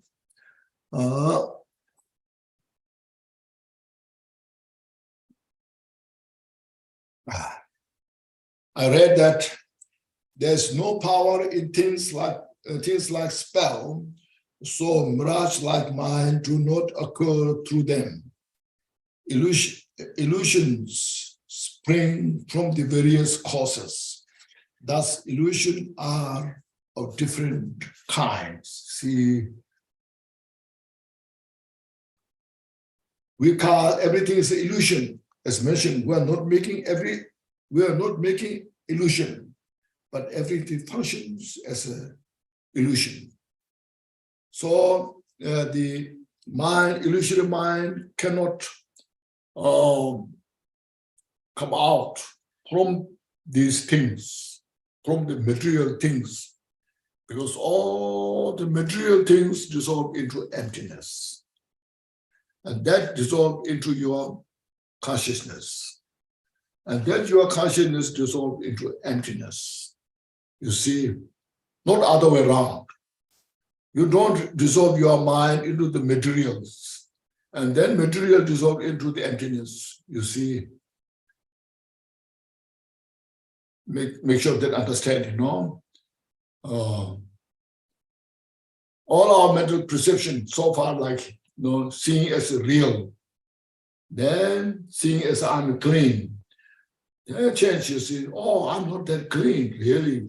I'm the source of all the films. Then I say, I'm not really free from suffering because my nature is state of suffering. Realize that. And from that, where does it come from? From the mental delusion. Oh, I have to take care of my mental delusion.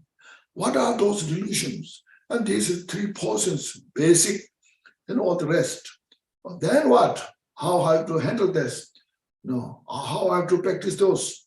So Buddha designed 3 vows to take care of the 3 mental portions, these things. And meditate on this, like this. So everything's interdependent. Everything's interconnected. So because of there are so many causes and conditions, so each and every causes and conditions, thus illusions are of different kinds, because there are so many causes and conditions, there are different types of illusory nature. See, like the aeroplane fly in the sky, you see, that exactly is illusory nature. It has so many causes and conditions to fly the aeroplane in the sky. All those has to be together. If it is missing one thing, the aeroplane cannot function. So that's illusory nature. There's no one thing there. Everything counts to fly the aeroplane in the sky. So reflect on this. Look at the house. We need door, we need windows, we need all these things to have a house. If something is missing, you cannot live. Without door, how you can enter? Without roof, how you can live? Without foundation, how you can stay? See, all these things we need to have a house. So house is built as an illusory nature with the many causes and conditions. Look at this. If something is broken, you have to ask immediately a plumber. So can you come? I need something, My heating is not working, My cooling is not working. My light is not working. See? So meditate on this. I'm just telling this to remind, I know you all, you know better than I think, all these things, but just reminding, because you are perceiving something real, concrete, substantial. Yeah, verse 13 said, a single cause for everything there never was. See, there's no one single thing as a cause to manifest all this, all these things outside.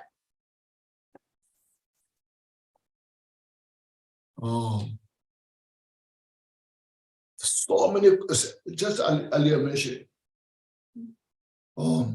inner mind, outside, all this to function need all these causes and conditions. There's not just one, there's not just two, so many of them,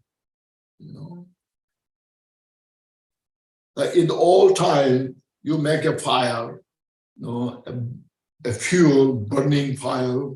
To make the fire, you need to collect kindles, bring all the kindle together. And then you need a place to make the fire. Then you need something, matches, And the matches, again, depends on many things, you see. Matches, not just one single thing. All you need to make a matches, how many things you need, So to make that fire, then you have to know how to make the fire. If you don't know the fire, you collect all the kindles, everything, you put the matches inside there, and you wait if the fire comes. You cannot, You have to strike the matches and make the fire to burn. So you see all these things, everything's illusion and nature, interdependent.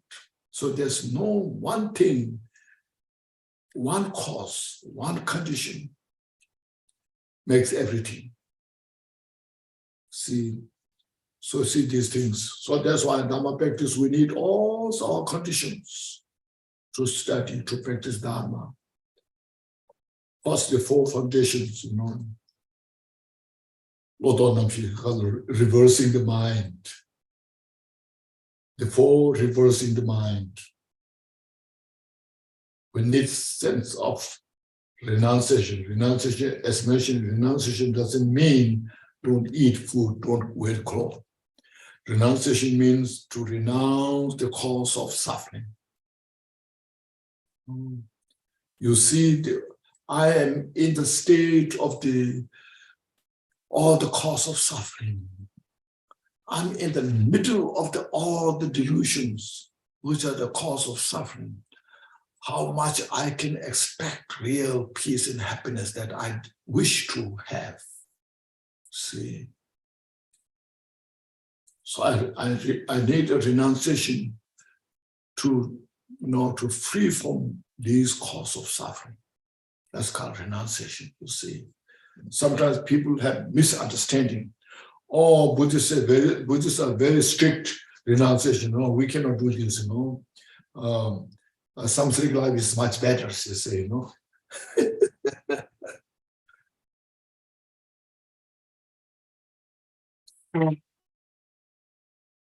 So then people don't talk so much about how to renounce. So you enjoy samsara. When you enjoy samsara, more suffering, more disasters, more chaos there. Then we complain about it. Then we protest.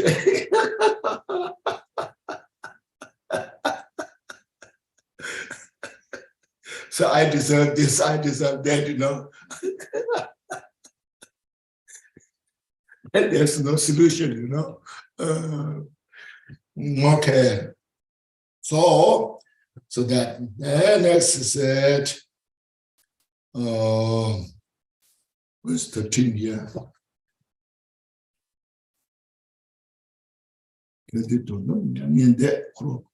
Now next, is next, the 2 line. If ultimately being are in nirvana, you will say, but relatively circle in samsara. Now this was saying here in our Mahamudra practice, you see, when you realize the nature of the samsara itself is nothing but nirvana. Because look at our mind, my ego, the ego that in my mind, as long as when I hold the ego, I'm grasping my ego, that's the samsara.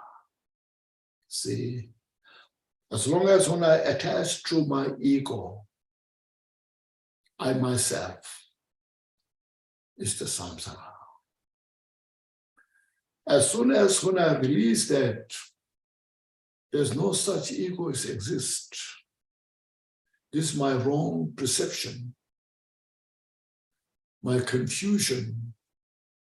That itself, that very the mind which I'm grasping to my ego, that very mind itself is nowhere exists when I have the wisdom to perceive it.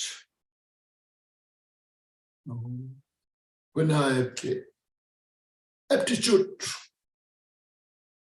nerve, wisdom, when I have that very grasping mind itself is nothing but empty. So that's the nirvana. See, so here saying, if ultimately beings are in the nirvana, so that's one, first of all, what I explained is, it's not something I'm making it new. See, I'm creating it. Or rather, first of all, primordially, how it's established, how itself is abide and being in that nature. Naturally, itself is nirvana. So there's some confusion about this here, what's talking. No. So, we said, if ultimately being are in nirvana, this means even without your realization, your nature itself is nothing but nirvana, enlightened. No. See, you will say Buddha relatively circle in samsara. You will say, then say here,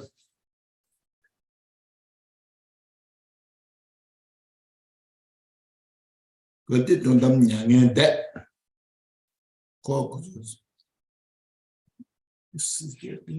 just said Buddha.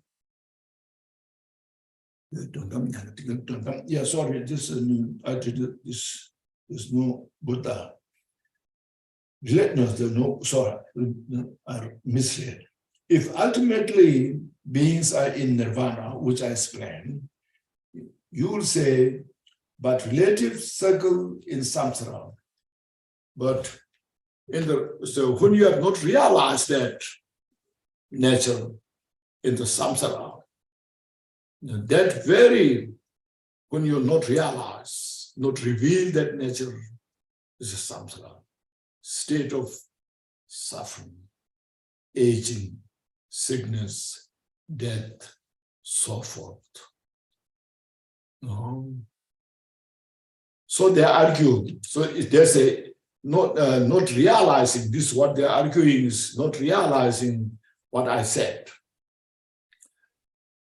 In their point is that you know from the samsara, you exhaust the samsara step by step, and then from samsara you go to the nirvana, another state. So that's their perception. They think about that, not realizing the samsara itself is nirvana. No? So that you see. So if that's the case, even Buddha reverts to the samsaric state. In that case, then no, the Buddha itself will reborn in the samsara. See, now next is that. See. So if Buddha back to the samsara, then what's the use of the Bodhisattva's path? See, even Buddha referred to the samsaric state, so why you us pursue the Bodhisattva's path? What's use of Bodhisattva's path? Let's go to achieve Arhat. Just get rid of this five skandha, the body, and achieve the Gopa cessation. Cessation, there are two cessations, the remaining cessation and non-remaining cessation. The remaining cessation is where you have this five skandha, you achieve the arhat. You achieve the cessation.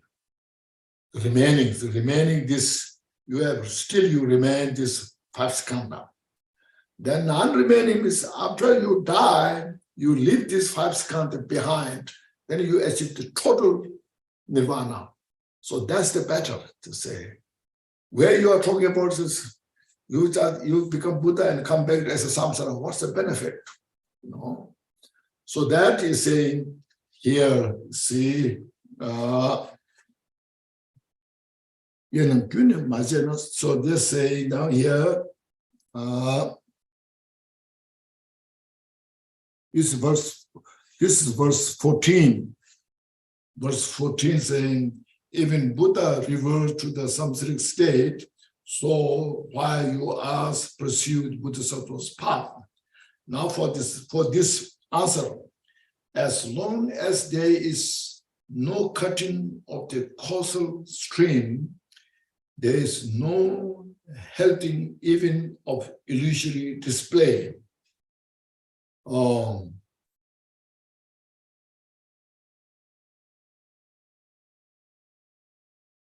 Enlightenment, Buddhahood, say, Buddhahood is not just, as you are talking about, here we are talking about all the delusions need to be purified. And then we say to purify means to realize delusion itself is nothing but empty. There's no such called delusion, something substantial. Delusion is just a manifestation from the emptiness. And we should know how the delusion is dissolved into emptiness. As long as you see the nature of the delusion as an emptiness, then all the mental afflictions cease to exist. As soon as when the mental afflictions cease to exist, and there's no way to cut it, there's no way to create the cause to be born in the samsara. So this way, you achieve the Buddhahood, and you are free from samsara.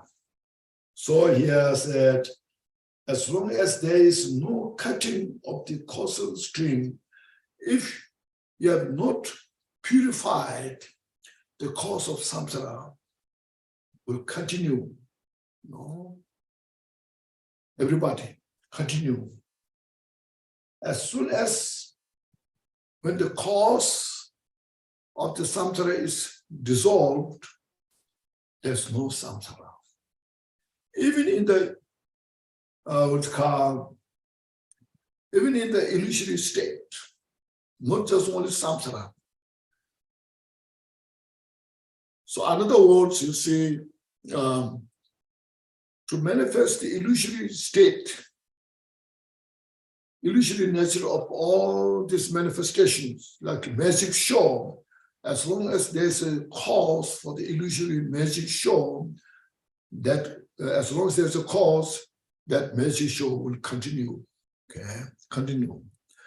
As soon as the cause is resolved, cause for the illusory nature is resolved, then the illusory magic show will stop because no cause. Likewise, when there's no cause for the samsara, the mental afflictions and how to create the cause, then that's the samsara is cease to exist.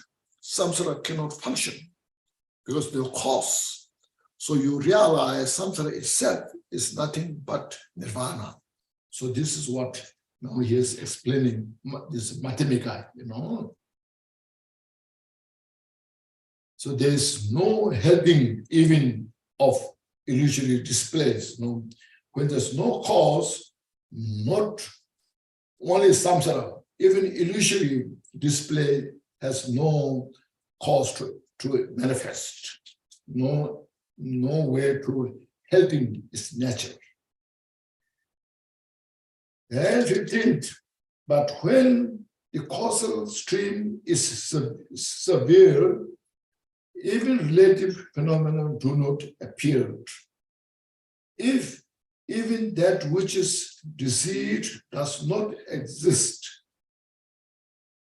what is it, you will ask, that sees illusion? Now, here, the same as this is the, but if when the causal is severe, stopped, the causal conditions are stopped, even in relative phenomena does not appear or do not appear. So if when that is deceived does not exist, this means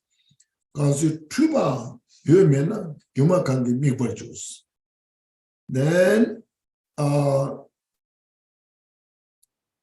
now next, this line is Chitra mantra. This you see.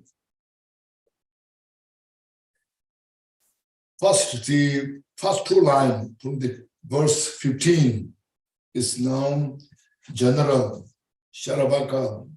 Their discussions all about manifestation, causes and conditions, perception as a illusory nature, real, all this. Now from the verses, the two lines in the verse 15, even if the which is deceived does not exist, what is it, you will ask, that sees illusion? Now you know first Chitta Mantra, what they believe, their concept, I should say, their concept. We have to have the mind. Mind shouldn't be empty.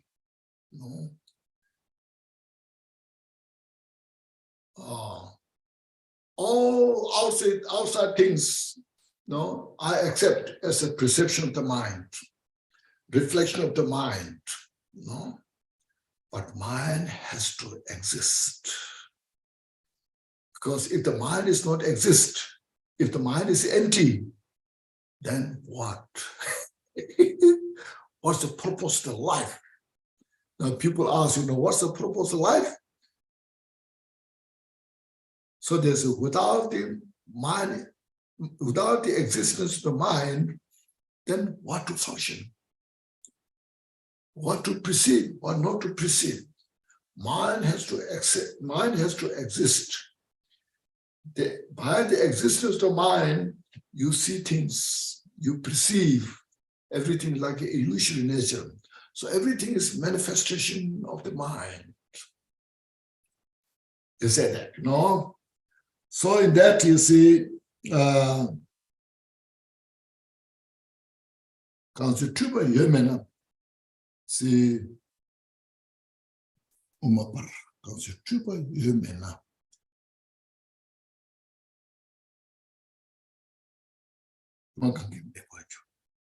Now here, the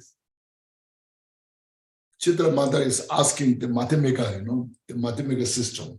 You, Mathemika, follower of the Mathemika,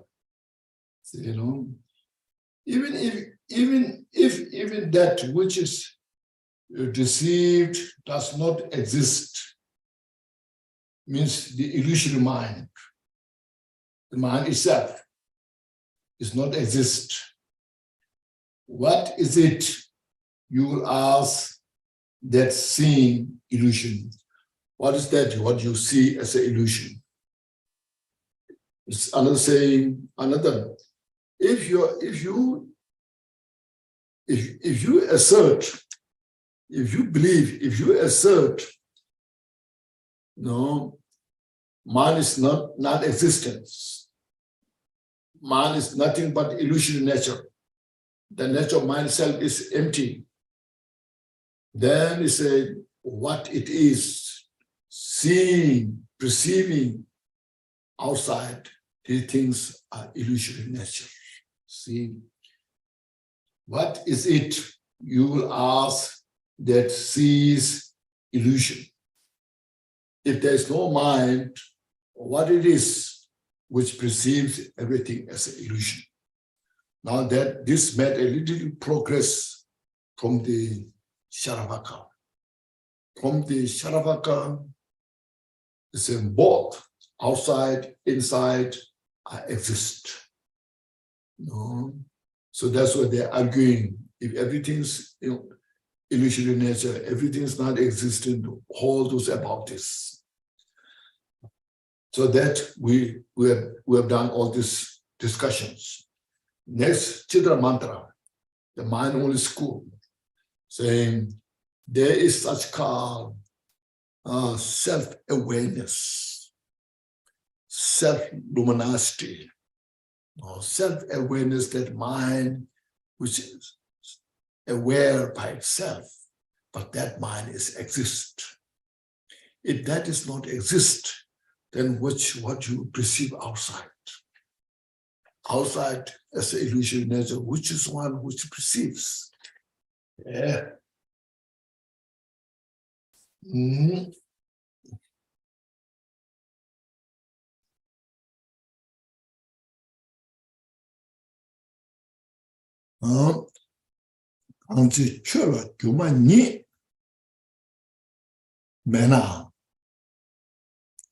Now, verse 16 said, but if for you these same illusions have no beings,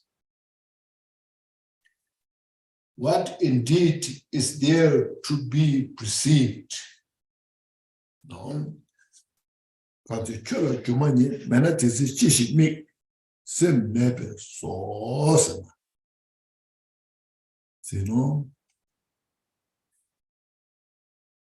Semzamba, Kanzi, Semzamba, Chula, Yumotavi, they're saying, but if you, now as I mentioned, the Chitta Mantra says, there's no real thing outside.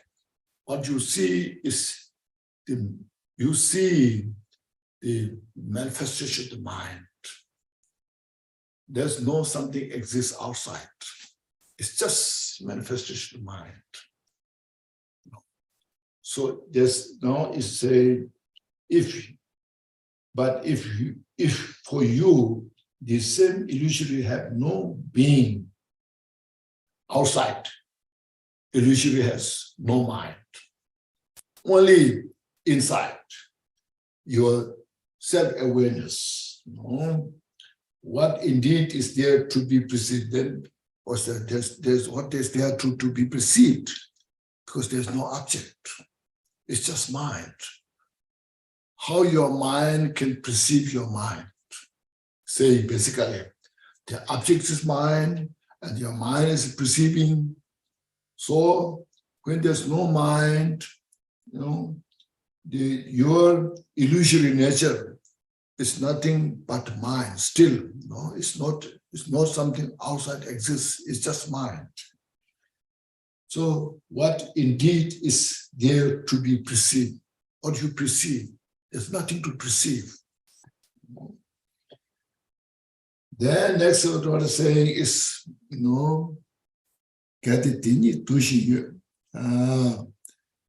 said, but objects have another mode of being, you will say, you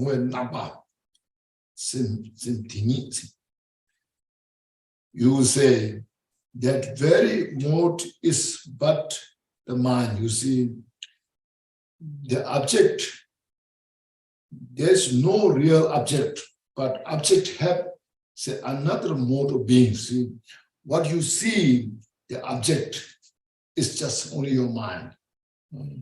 So if you say that, you will say that that very mode is but the mind itself.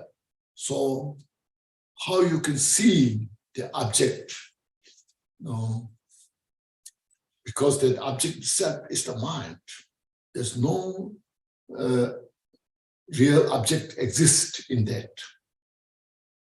So how you can see your mind, how you can perceive your mind, then outside your mind. So that means that you have to have the two minds, the perceiver and the perceived, which is not there. See, number 10 same means, because what you are perceiving is your mind. So how you can say you perceive your mind is contradictory. You contradict yourself. So this is philosophy, this analysis, not so easy, you see. It's a little hard to reflect, but you just meditate on this, you see. What they know, Chitta Mantra says,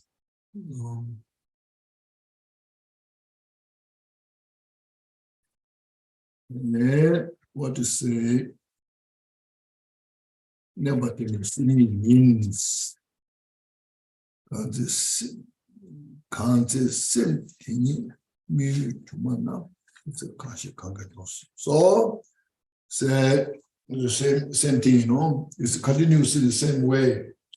But if the mirage is the right, yes, if the mirage is the mind itself, what is then perceived by what? The guardian of the world himself has said that mind cannot be seen by mind. See, now there comes, you see.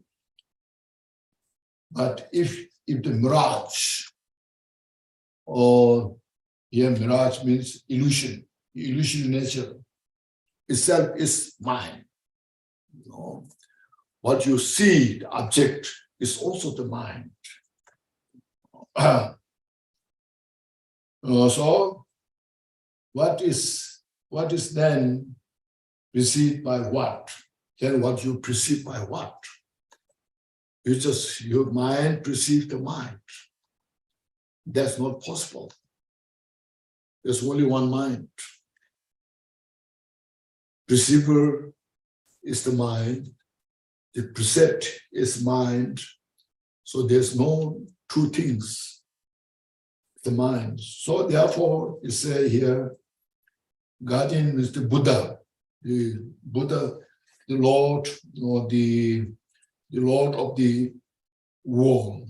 The Lord of the world, is the guardian of the world himself has said, the mind cannot be seen by mind.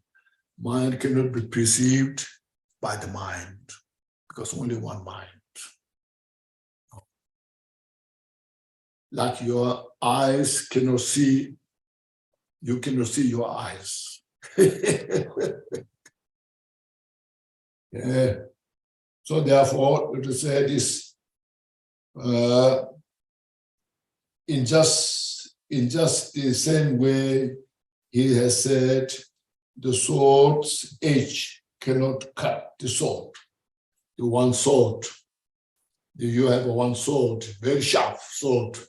The sword cannot cut the sword itself. The mind cannot see your mind.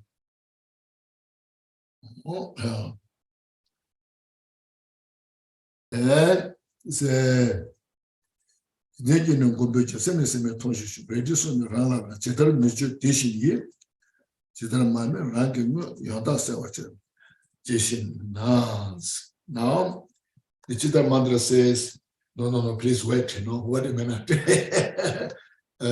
There's another example, you see, it says,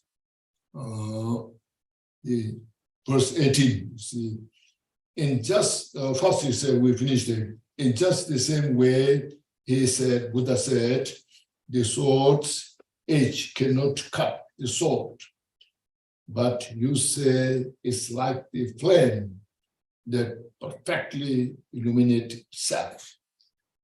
So the flame has light that illuminates and helps to see things, you see. So these are little complex. Here now said, verse 19, the flame, in fact, can never light itself. And why? Because darkness never dims it. The blueness of things by natural blue, you say, depends, unlike a crystal, depends nothing else. When you say the flame, the light, the lamp illuminates itself. So that's why your mind, the mind itself, the self-awareness mind is one reflects the object, like the flame, like the light. The light illuminates the light to see things. Then he has a flame, the light, the lamp, flame or the lamp, in fact, can never light itself. Can never light itself. Because, and why? Because the darkness never dims it. There's no darkness in the lamp. The flame has no darkness to be light. It is already clear. So this example is wrong. You cannot use this as an example to have the self-awareness that some things exist. It's all you should understand is you are talking something is not interdependent. Your mind precedes the mind. How you can do that? Mind cannot precede the mind. All in the illusory nature manifests. See, then he brings another. No?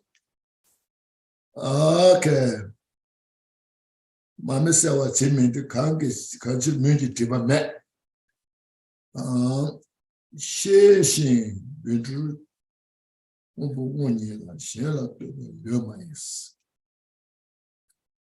now in that he said there are two things.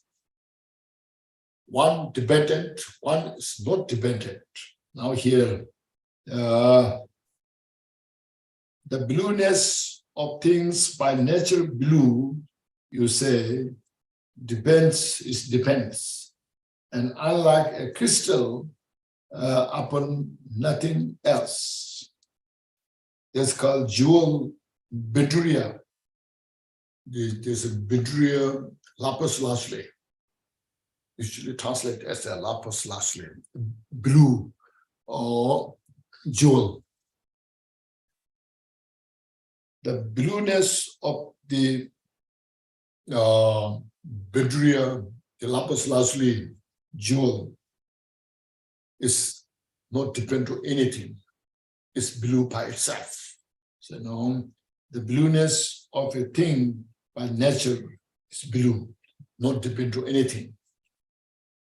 You say, now there's one other which depends on other. Depends, unlike a crystal, upon nothing else. No, that you see, a crystal is a crystal has no color. Now, crystal to become blue, it depends. If you put the crystal on a blue silk cloth, place on the blue color, the crystal become blue. So the crystal to become blue depends on that blue cloth. Whereas lapis lazuli, the jewel is not dependent on anything, it's just by itself. So likewise, he said, here just earlier mentioned the flame or the lamp itself has no dependent on anything. It's just clear by itself. There's no darkness itself. So it illuminates, So the self-awareness is the mind that exists. It perceives the objects outside, which is the manifestation of the mind, which that just refuted by quotation to Buddha. Mind cannot feel, mind cannot be seen by the mind. So these are not so easy, but you can contemplate more, investigate, read more. Okay, I'm just going through a little bit, Okay. When you say your minds, teaching, because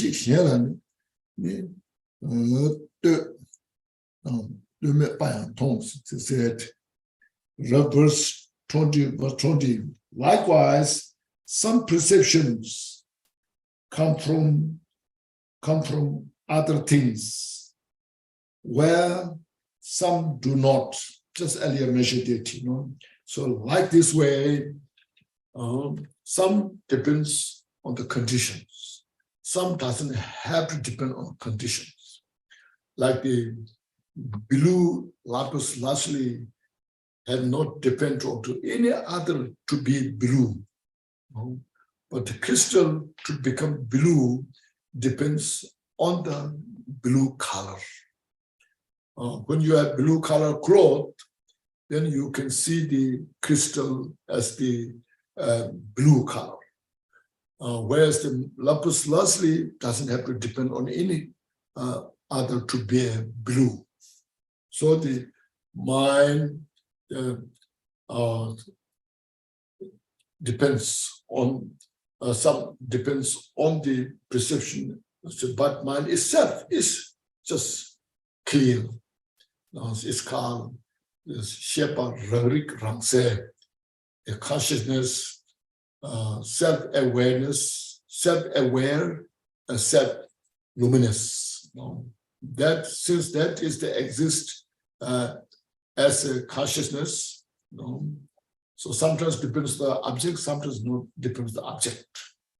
So all it depends.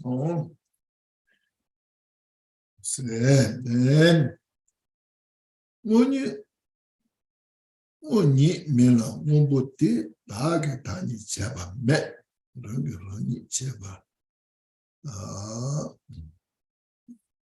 what it said is, but something that is by nature blue has never of itself imposed a blueness on its non-blue itself.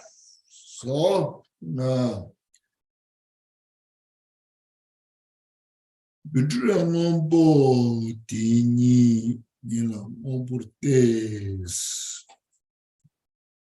saying here.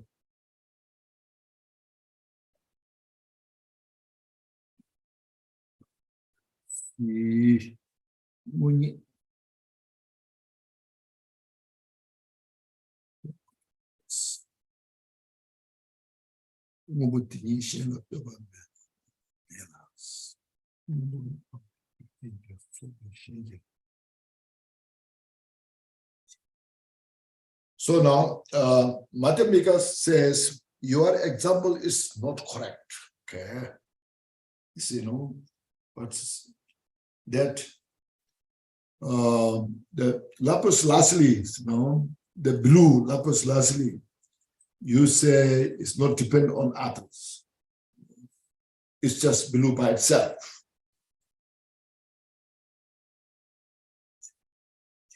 But that blue nature of the lapis lazuli also depends on many causes, conditions to be blue. It's not just one real thing, just right from the beginning, real thing. It depends on many other causes, conditions to be blue. Say now, see.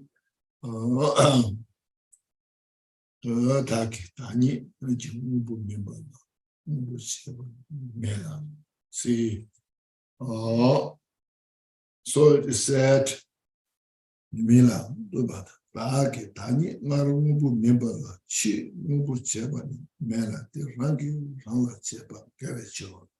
so since it is depends on many other causes, conditions, so that blue or the lapis lazuli doesn't come from just by being blue. That being blue depends on many causes, conditions. So you should understand how many causes, conditions exist with that. See, so these are not that easy. So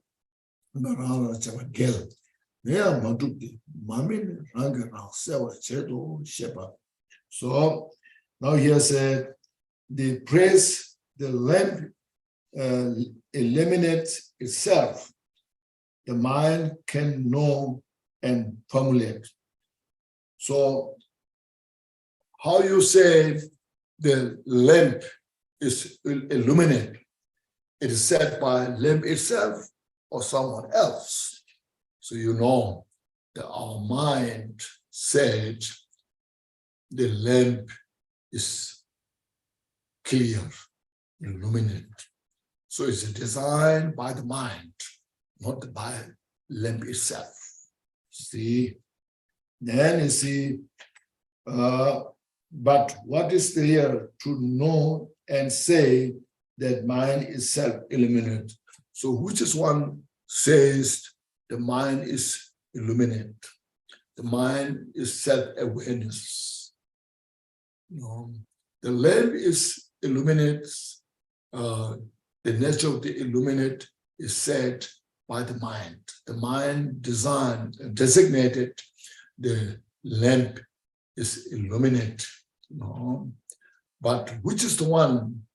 Now the mathemaker is asking Siddhamandra, which is the one that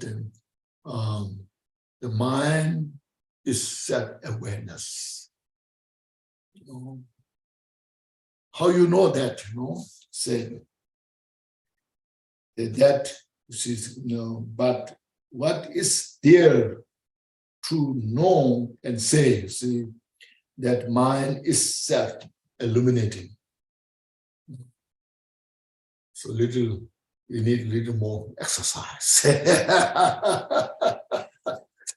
Little more meditation, okay? This can be known by meditation. If you have more meditation, meditative state, then it makes more sense. Without much meditation, you can debate so much, but not so easy to resolve the conflict. Not easy to resolve the confusion. Make sense? So please now read the commentary of these. There are a lot of other commentaries in English. Read those, reflect, and read the root text, and then meditate on. So the mind, that's why, as I mentioned, the mind is so profound. Many layers, you see. We ordinary beings, we have our own duality, mental. as mentioned, we have a lot of confusion, a lot of disagreements, a lot of protests, this and that, depending our mental state. Okay. Then after that, you meditate more, practice, do meditation. And then there comes the Vivashaka state of the mind, mental abilities, Sautantrikas, mental abilities through the meditations. This all functions, it's not just one. It's the composite of all the dust particles. The mind also collections, meaning, instances, past, present, future, but as person has to have one real thing, permanent something. Then the Chitra mantra goes more farther. Everything is reflection of the mind. Nothing exists beyond the mind. But mind has to exist. Mind has to have to perceive things. If the mind is not there, what you perceive? Nothing to perceive. So there's in their assertion, as what their system in Chitta mantra, the mind is there. The mind is real, should be there. Except everything is just reflection of the mind. So go step by step, meditate, you see. So what that helps is, like in the Vivashaka school, Sautantrika school, you can see everything is only just dust particle. But dust particle, smallest dust particle has to be there. Without that, there's no basis to compose all these phenomena, mountains, all this. Then Chitra Mantra goes more farther. So, and then you see everything's reflection, everything's manifestation, but mind is there. So like say me, I have to have my mind, If without my mind, how I can function, I have to have my mind here, I have to function my mind, my life. So it goes step by step like this. So this all is, is the power of the mind, you see. Then go further. So the meditation is very important. In other words, practice is important. Without practice, we cannot resolve. We cannot resolve all the conflict. So first, that within this illusory nature, the karma manifests. See, it is infallible. The fire is hot. Nobody can argue about that. The poison is poison. See, anybody eats the poison, it's not good. So poison is poison, fire is fire. But the practitioners meditating on this, first everything is a reflection of the mind itself, exercise that, it's the mind. Then it progress. Mind is, when this, in this Chitta Mantra school, we should understand there two. Who's dogmatized Chitta Mantra and who's realized. Now here we're talking about who's realized. The dogmatized is what's called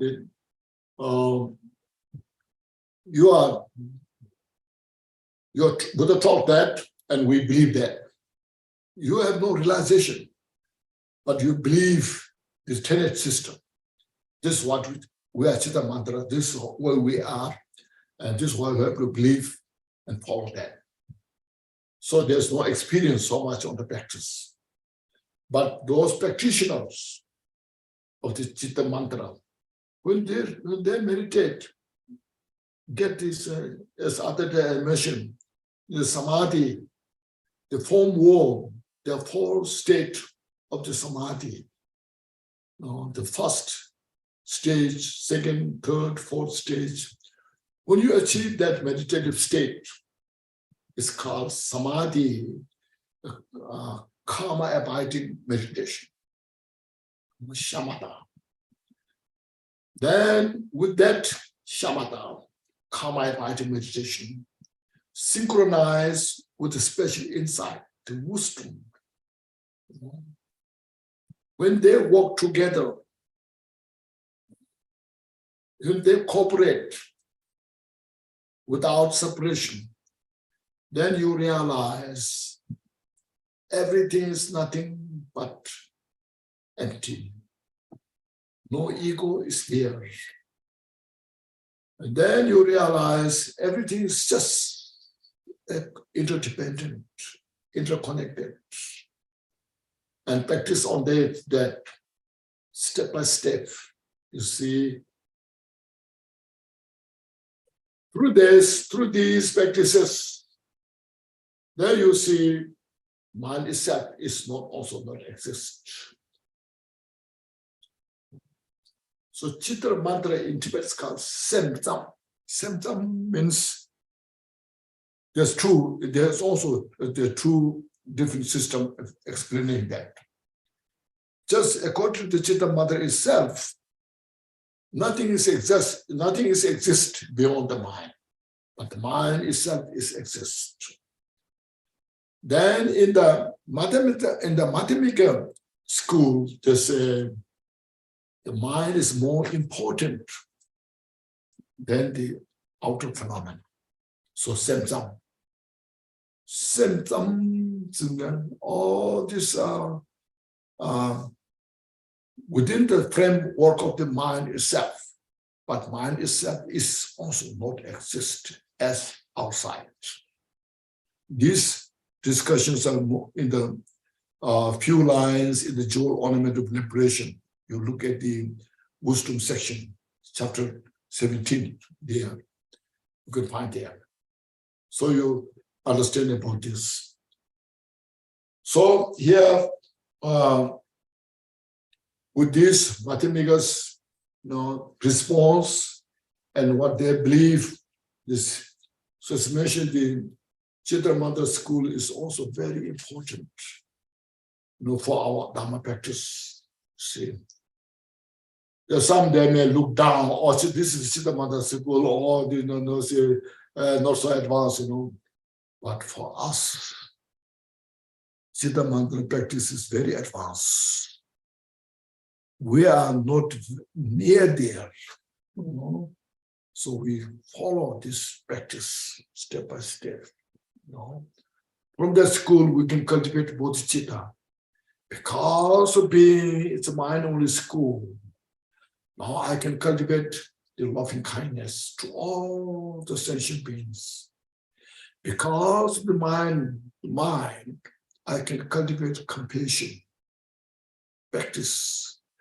Because of the mind, I can cultivate the bodhicitta. For all sentient beings to attain Buddhahood. So we should understand those things. But you go through this step by step to achieve complete enlightenment. See. So this was called practicing lineage. We just keep establishing everything is this establishing, but without practice, establishing all these very good philosophies, good views,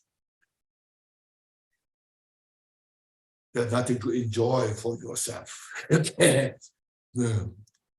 Okay. We need to make a food to eat. Okay. You should enjoy you prepare all the delicious, scrumptious meal, and then we should enjoy the food. So this is how much you practice, how much you follow, you understand this way, and you get clear, great peace in the mind, step by step.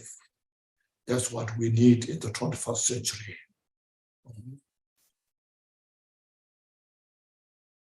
Not just enough. No, not just enough establishing the views and this is the best view, this is the best view, this is that, this is the best, and we don't have it. What's the benefit of that, you know? In order to achieve all the best, we have to start from somewhere. Then, through the, as I mentioned, through the conviction, through the, from you're fully convinced on the basis of reason, wisdom, then you follow and get all the benefit. Yeah. So today we stop here, and then we'll continue next. But do you have any questions here? I have a question. Yeah, go ahead. I just wanted to clarify something about what you were saying. It seems to me that subject and object, or mind and material, arise in dependence on each other. That's right. If you can prove that the material is empty, that means that the subject or the mind is also empty. That's right. Okay, I just want to clarify that because that's the way it seemed. Yes, yes.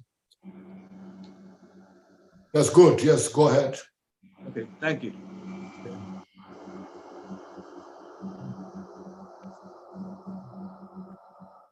Any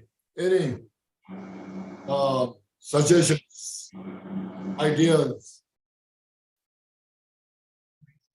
What is that question? It's the, You have a question? Is it, Yes. am I unmuted? Yes. Oh, okay. Can you explain, Rinpoche, how when you're dying, you can take rebirth as a reincarnation? In other words, as choosing to reincarnate into a particular being. In other words, how the Dalai Lama became the Dalai Lama. Is there a practice for that kind of reincarnation? First of all, this is a very, very complex subject. Yes. And it's not easy thing. No. People think this is something easy or something, a culture, When you read the teachings they taught in the past, the great masters like, say, Milarepa, Kamboba, those highly accomplished in their meditation practice. See, and those individuals who have such a high capacity in their realization. But in their mind, there's no obscurations exist. All obscurations are purified. So they have a special ability of the mind to see things, everything precisely. See, and they are, so I should say, not under the control of the karma. Okay, they are not under the control of the karma,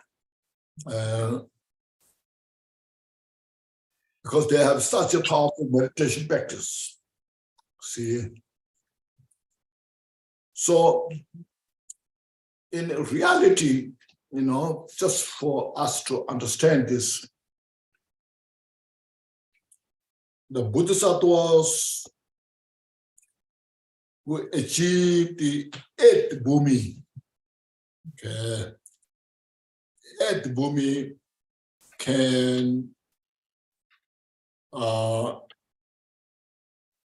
recognize those who are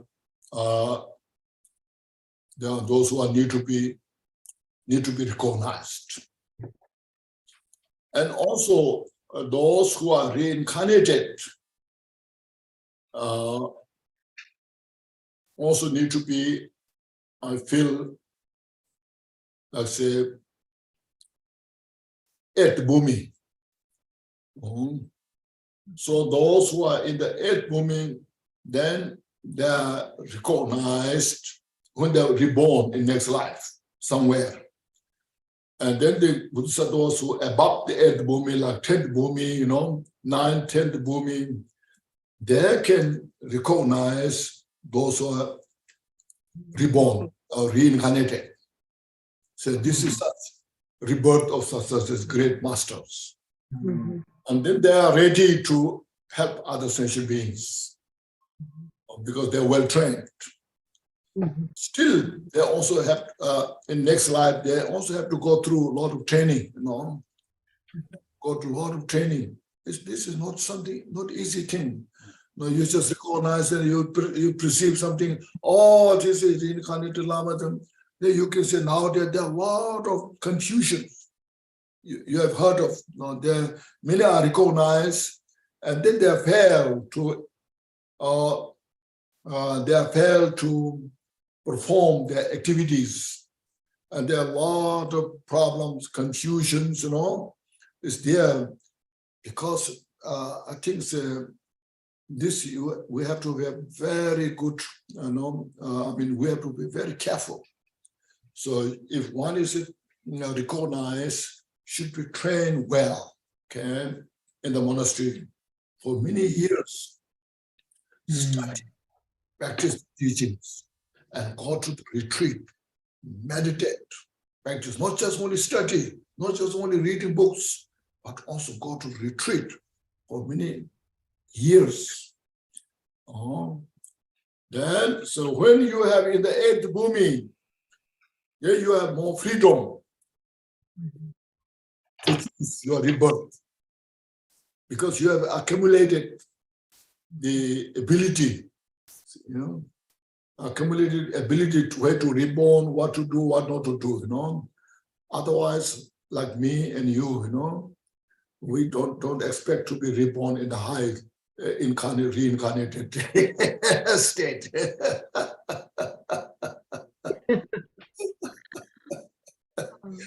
We just practice, whatever we can, Thank you, Kenshin. Thank you.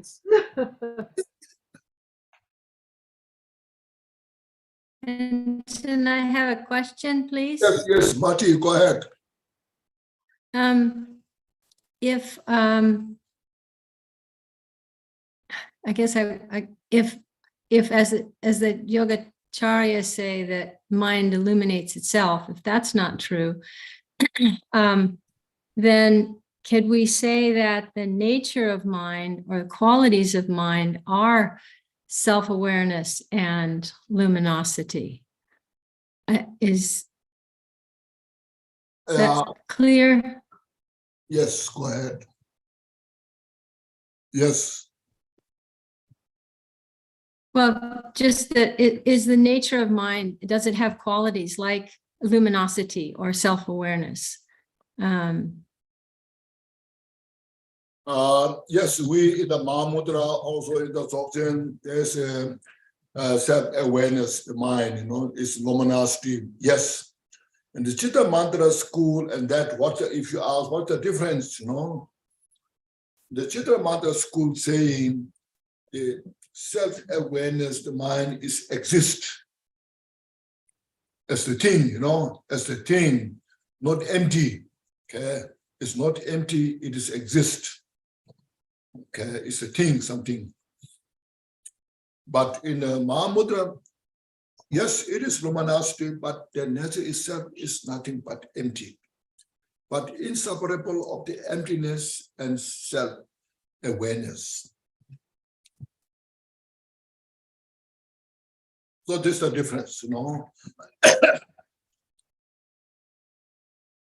So when you meditate, well, and you meditate in a state, in a karma abiding, relax, the thought manifest, that thought manifestation dissolves into emptiness, all the thoughts manifest from emptiness and dissolve into emptiness.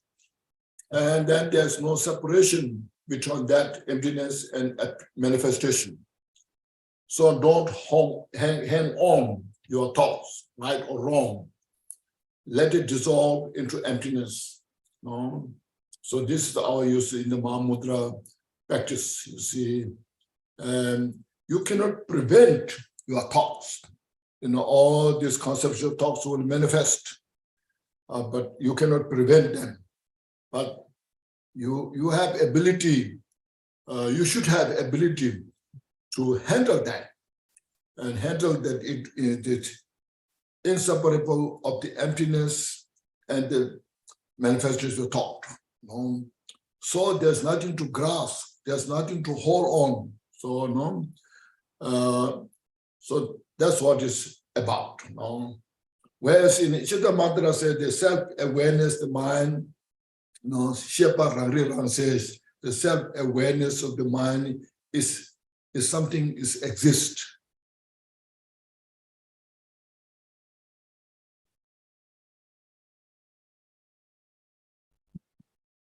Thank you, Kenshin. Okay, yeah, thank you.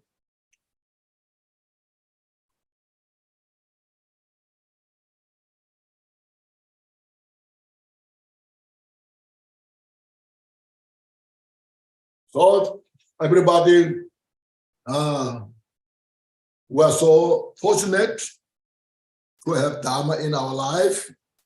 As you know, I just present Dharma, this Dharma study practice, as always, not as a Buddhism or Buddhist belief, or as a religion. These the presentations that I made as the universal value for individuals' benefit, for universal benefit. The causality in the relative state, all the causalities, all the karmas, manifestations that we have created through our mind, depending on the mental state, and that forms the karma, and that becomes the cause to manifest the outside.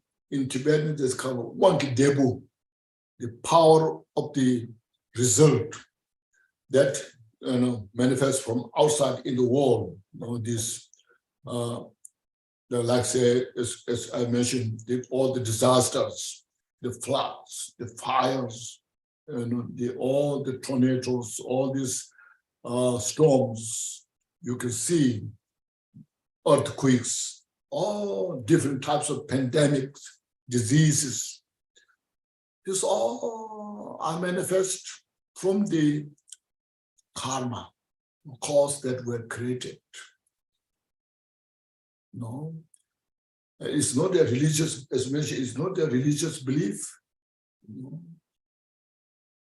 It's the mind we should now understand.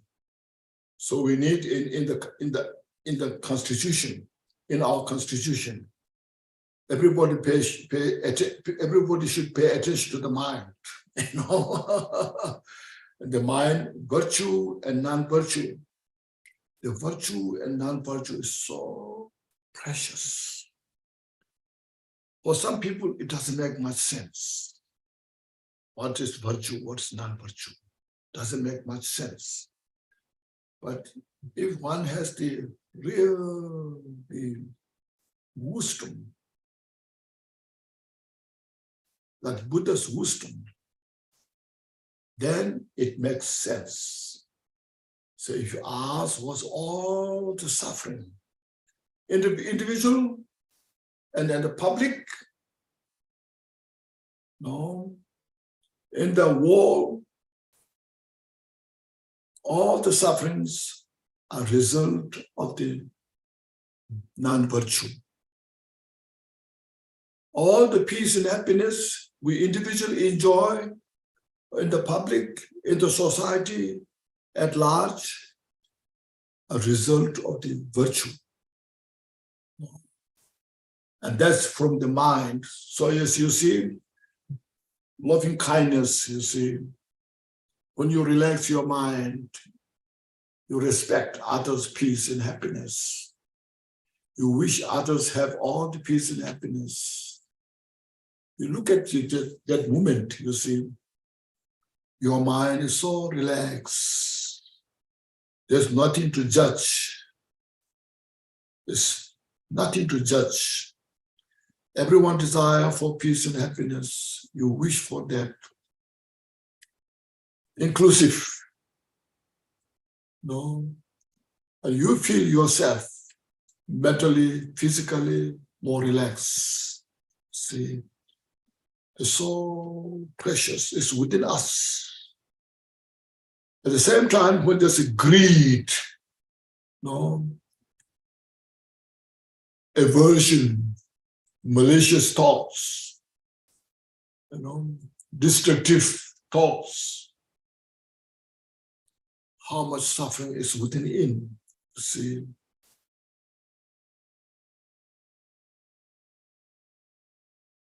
there's no peace within the mind, in the body. You see, it's very clear, very precise. There's nothing to do with any religion. No. So, but this is Buddha taught. So Buddha is not a religious leader. Buddha is the leader of the who decisively explain the suffering and cause of suffering, the peace and happiness and cause of peace and happiness. So whatever you use any name, you can, doesn't matter. You can use any name, but that's the Buddha taught. No? So we should have that kind of communication, interpretation, Buddha's teaching, not as a religion. So everybody has a responsibility on this. We should share our responsibility with others so that the world can be better. Otherwise, there's a lot of laws written, a lot of agreements are written, involve billions and billions of dollars. But there's no way to resolve all this problem. The suffering will be more and more. That's clear.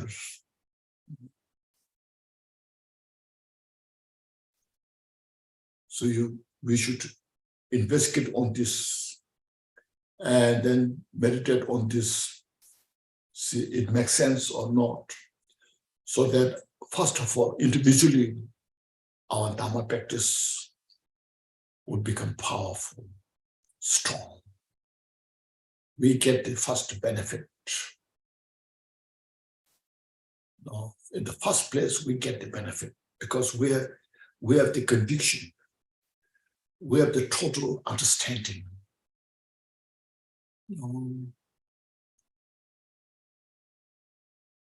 Then if you can help one people, one individual, two individuals, 3, 4, 5 group, many, it's just good. And then all the lot of problems can be solved from this.